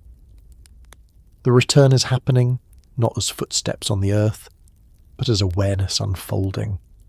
The old gods do not walk anymore because humanity has begun to think in their patterns.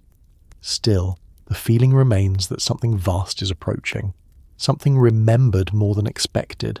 Perhaps the ancients were right, that the gods would return when the time was ready, not as rulers, but as understanding, as the reunion of thought and wonder. The Watchers, once condemned for giving knowledge, may yet find their redemption in the fact that their legacy has never faded. The same curiosity that drew them down to earth still moves in human hearts. The same desire to bridge heaven and matter drives the modern mind. In that sense, their prophecy has already been fulfilled. But myths never close completely. The question of origins continues to ripple beneath progress. Each new discovery pushes further back the horizon of beginning, from clay to cell, from earth to star to something beyond comprehension. The more humanity learns, the more it resembles the stories it once told. The creation of life from dust, the birth of consciousness from light. Perhaps that is the final return, not the descent of the gods to earth, but the ascent of humanity into remembrance, a recognition that creation itself was the first language, and we are its echoes. When the ancients spoke of the end of an age, they did not mean apocalypse.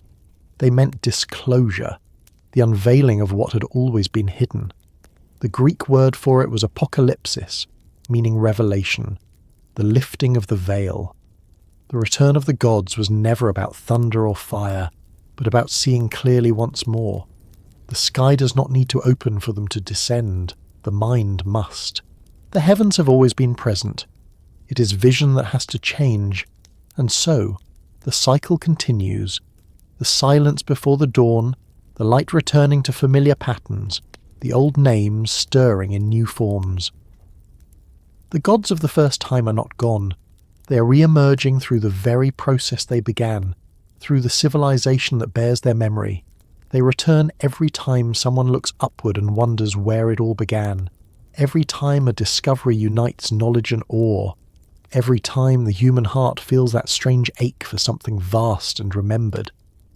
The old story said that when the gods returned, they would not speak in thunder, but in harmony, that their voice would be everywhere, in the movement of planets, in the growth of forests, in the rhythm of breath.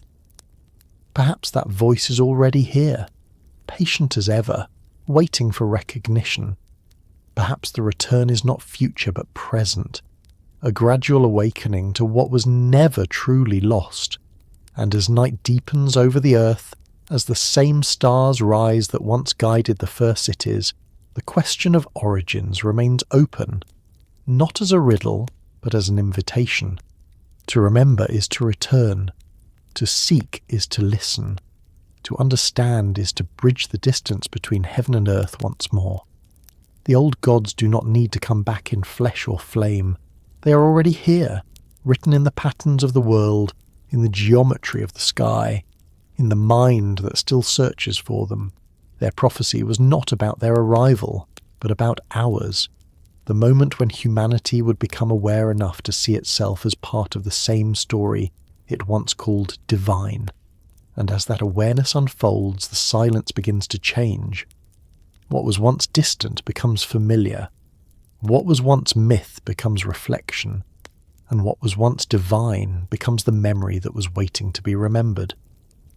The wheel turns again, quietly, inevitably. The return is not coming, it is happening. There is a moment when the night deepens and the last of the city's noise dissolves into stillness, that the thought arrives without effort. If the stories were true, if the beings who shaped rivers, carved mountains, and taught the first minds to see meaning in the stars were not inventions, but memory, The mind holds the idea lightly at first, almost as a dream, but it lingers. Because if the gods were real, even once, the world we know is not the beginning of anything. It is the continuation of a conversation that never stopped. To think this way changes the shape of time. History, instead of a chain of human effort, becomes an echo, the long reverberation of a first contact so ancient that even its traces have turned into myth.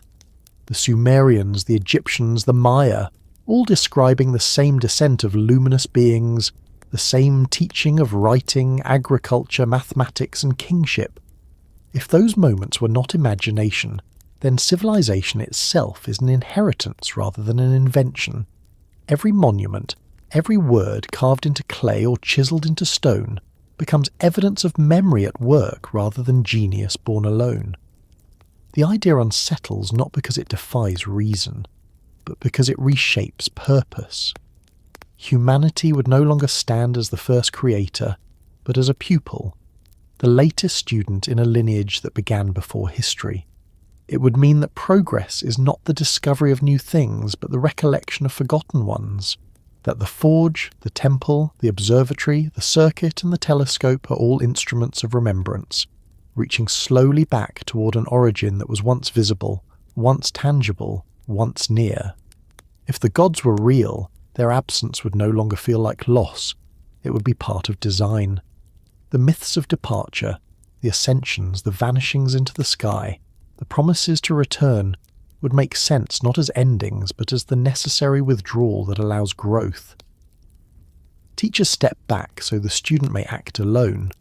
That silence, so vast and patient, might not be neglect but faith, a belief that humanity could carry the memory without direct command.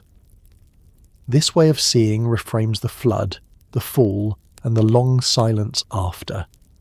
They become not punishments, but transitions. The Watcher's descent, their exile, the rise of kings, the birth of prophecy. Each episode another movement in a single continuity. The gods give knowledge, step away, watch from distance, and the echo of their presence becomes culture. Myth, then, is the residue of direct experience, its edges worn by repetition but its essence intact. The symbols left behind take on deeper meaning under that gaze.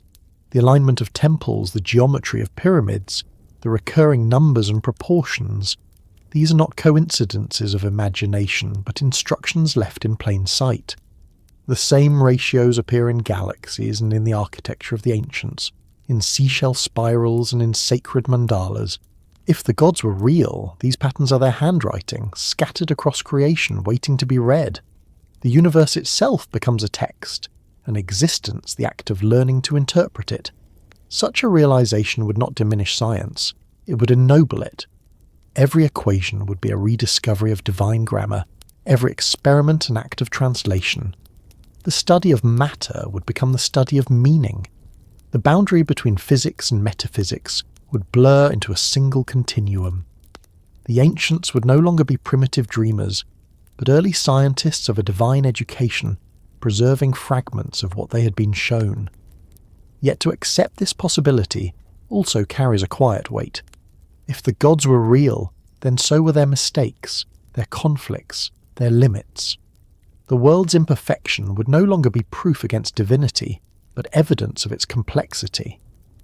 The myths of rival deities, of wars in heaven, of rebellions and reconciliations. They might describe not superstition, but memory of actual cosmic order. The universe, instead of a flawless mechanism, becomes a living drama, dynamic, evolving, self-correcting. The gods would not be omnipotent abstractions, but beings who grew, erred, learned, and departed. Not infinite, but vast enough that their stories became the scaffolding of existence. In this light, the flood that washed away the early world becomes the resetting of a balance disturbed by too much knowledge too soon. The chains of the Watchers become the caution of those who interfered with the natural rhythm of awakening. The golden ages that followed are the times when humanity briefly remembered harmony before the noise returned. Each repetition of rise and fall would then mirror the same pattern that governed even the gods: creation, revelation, silence, renewal. There is something humbling in this vision. The gods, real and finite, would not be above creation, but within it. Their exile mirrors our own, their longing reflected in human curiosity. The impulse to look upward, to wonder, to build temples and telescopes alike would be a shared inheritance. Humanity would not worship them, it would continue their work. In that sense, we would not be servants, but successors. If the gods were real, the myths of their return might describe not descent from the sky, but recognition. The realization that their consciousness flows through ours, that the divine experiment continued through the species that survived them. The builders of Ur, the scribes of Enoch, the philosophers of Egypt and Greece, all fragments of the same remembering mind. The human search for truth becomes the means by which the divine learns about itself again. The gods never left. They became us. Such an understanding would change how we see history's ruins. The ziggurat, the pyramid, the temple, the stone circles, all of them instruments designed to preserve communication. Their forms would not be primitive superstition, but technology of a different kind, harmonizing vibration and light, aligning human thought with celestial rhythm. The chants, the rituals, the incense, tools to synchronize the human body with cosmic frequency. Even the myths of divine messengers, descending in clouds or chariots of fire, might describe phenomena misunderstood by later generations but remembered in symbol. The border between religion and science, myth and memory, would dissolve into a single continuity of knowledge expressed through different vocabularies. In that continuity, the greatest change would be inward. Humanity would have to see itself not as a species alone in the cosmos, but as part of a lineage older than Earth itself. The question of origin would no longer be confined to biology or geology, but to inheritance. The stars we study would be both ancestors and destinations. The desire to explore them would not be conquest, but return. The rockets leaving our atmosphere, the probes crossing into interstellar space, these would be modern echoes of the ancient ascent, the literal extension of the old dream to bridge heaven and earth once more. There is a quiet irony in imagining the gods as real. Their greatest act may not have been creation, but concealment, embedding themselves so completely within the fabric of the universe that finding them requires understanding that fabric itself. Perhaps they are not absent but diffused, existing as principle rather than presence, as law rather than face. Their divinity may no longer appear as thunder or light, but as the constancy of order, the silent intelligence that holds atoms together and galaxies in motion. The endless gaze they left behind is not one watching from above, but one watching through everything.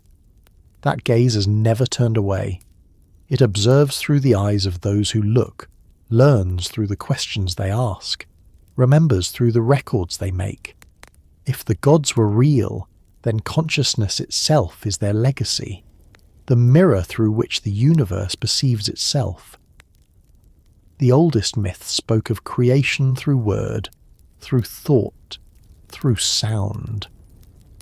In every version, existence began with awareness speaking itself into form. Humanity, in learning, thinking, and creating, continues that act. The divine experiment did not end in the heavens.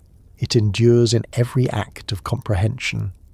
Belief in such a lineage would not demand worship, but stewardship. To know that the universe was shaped by intelligence would make every act of understanding sacred, every cruelty sacrilege. The ethical weight of knowledge would return as it did in the age of the Watchers, when wisdom was shared with care and reverence. The realization that the divine still lingers in the material would make neglect of the world an act of forgetting, and its preservation an act of remembrance. The gods' endless gaze would then be both gift and test.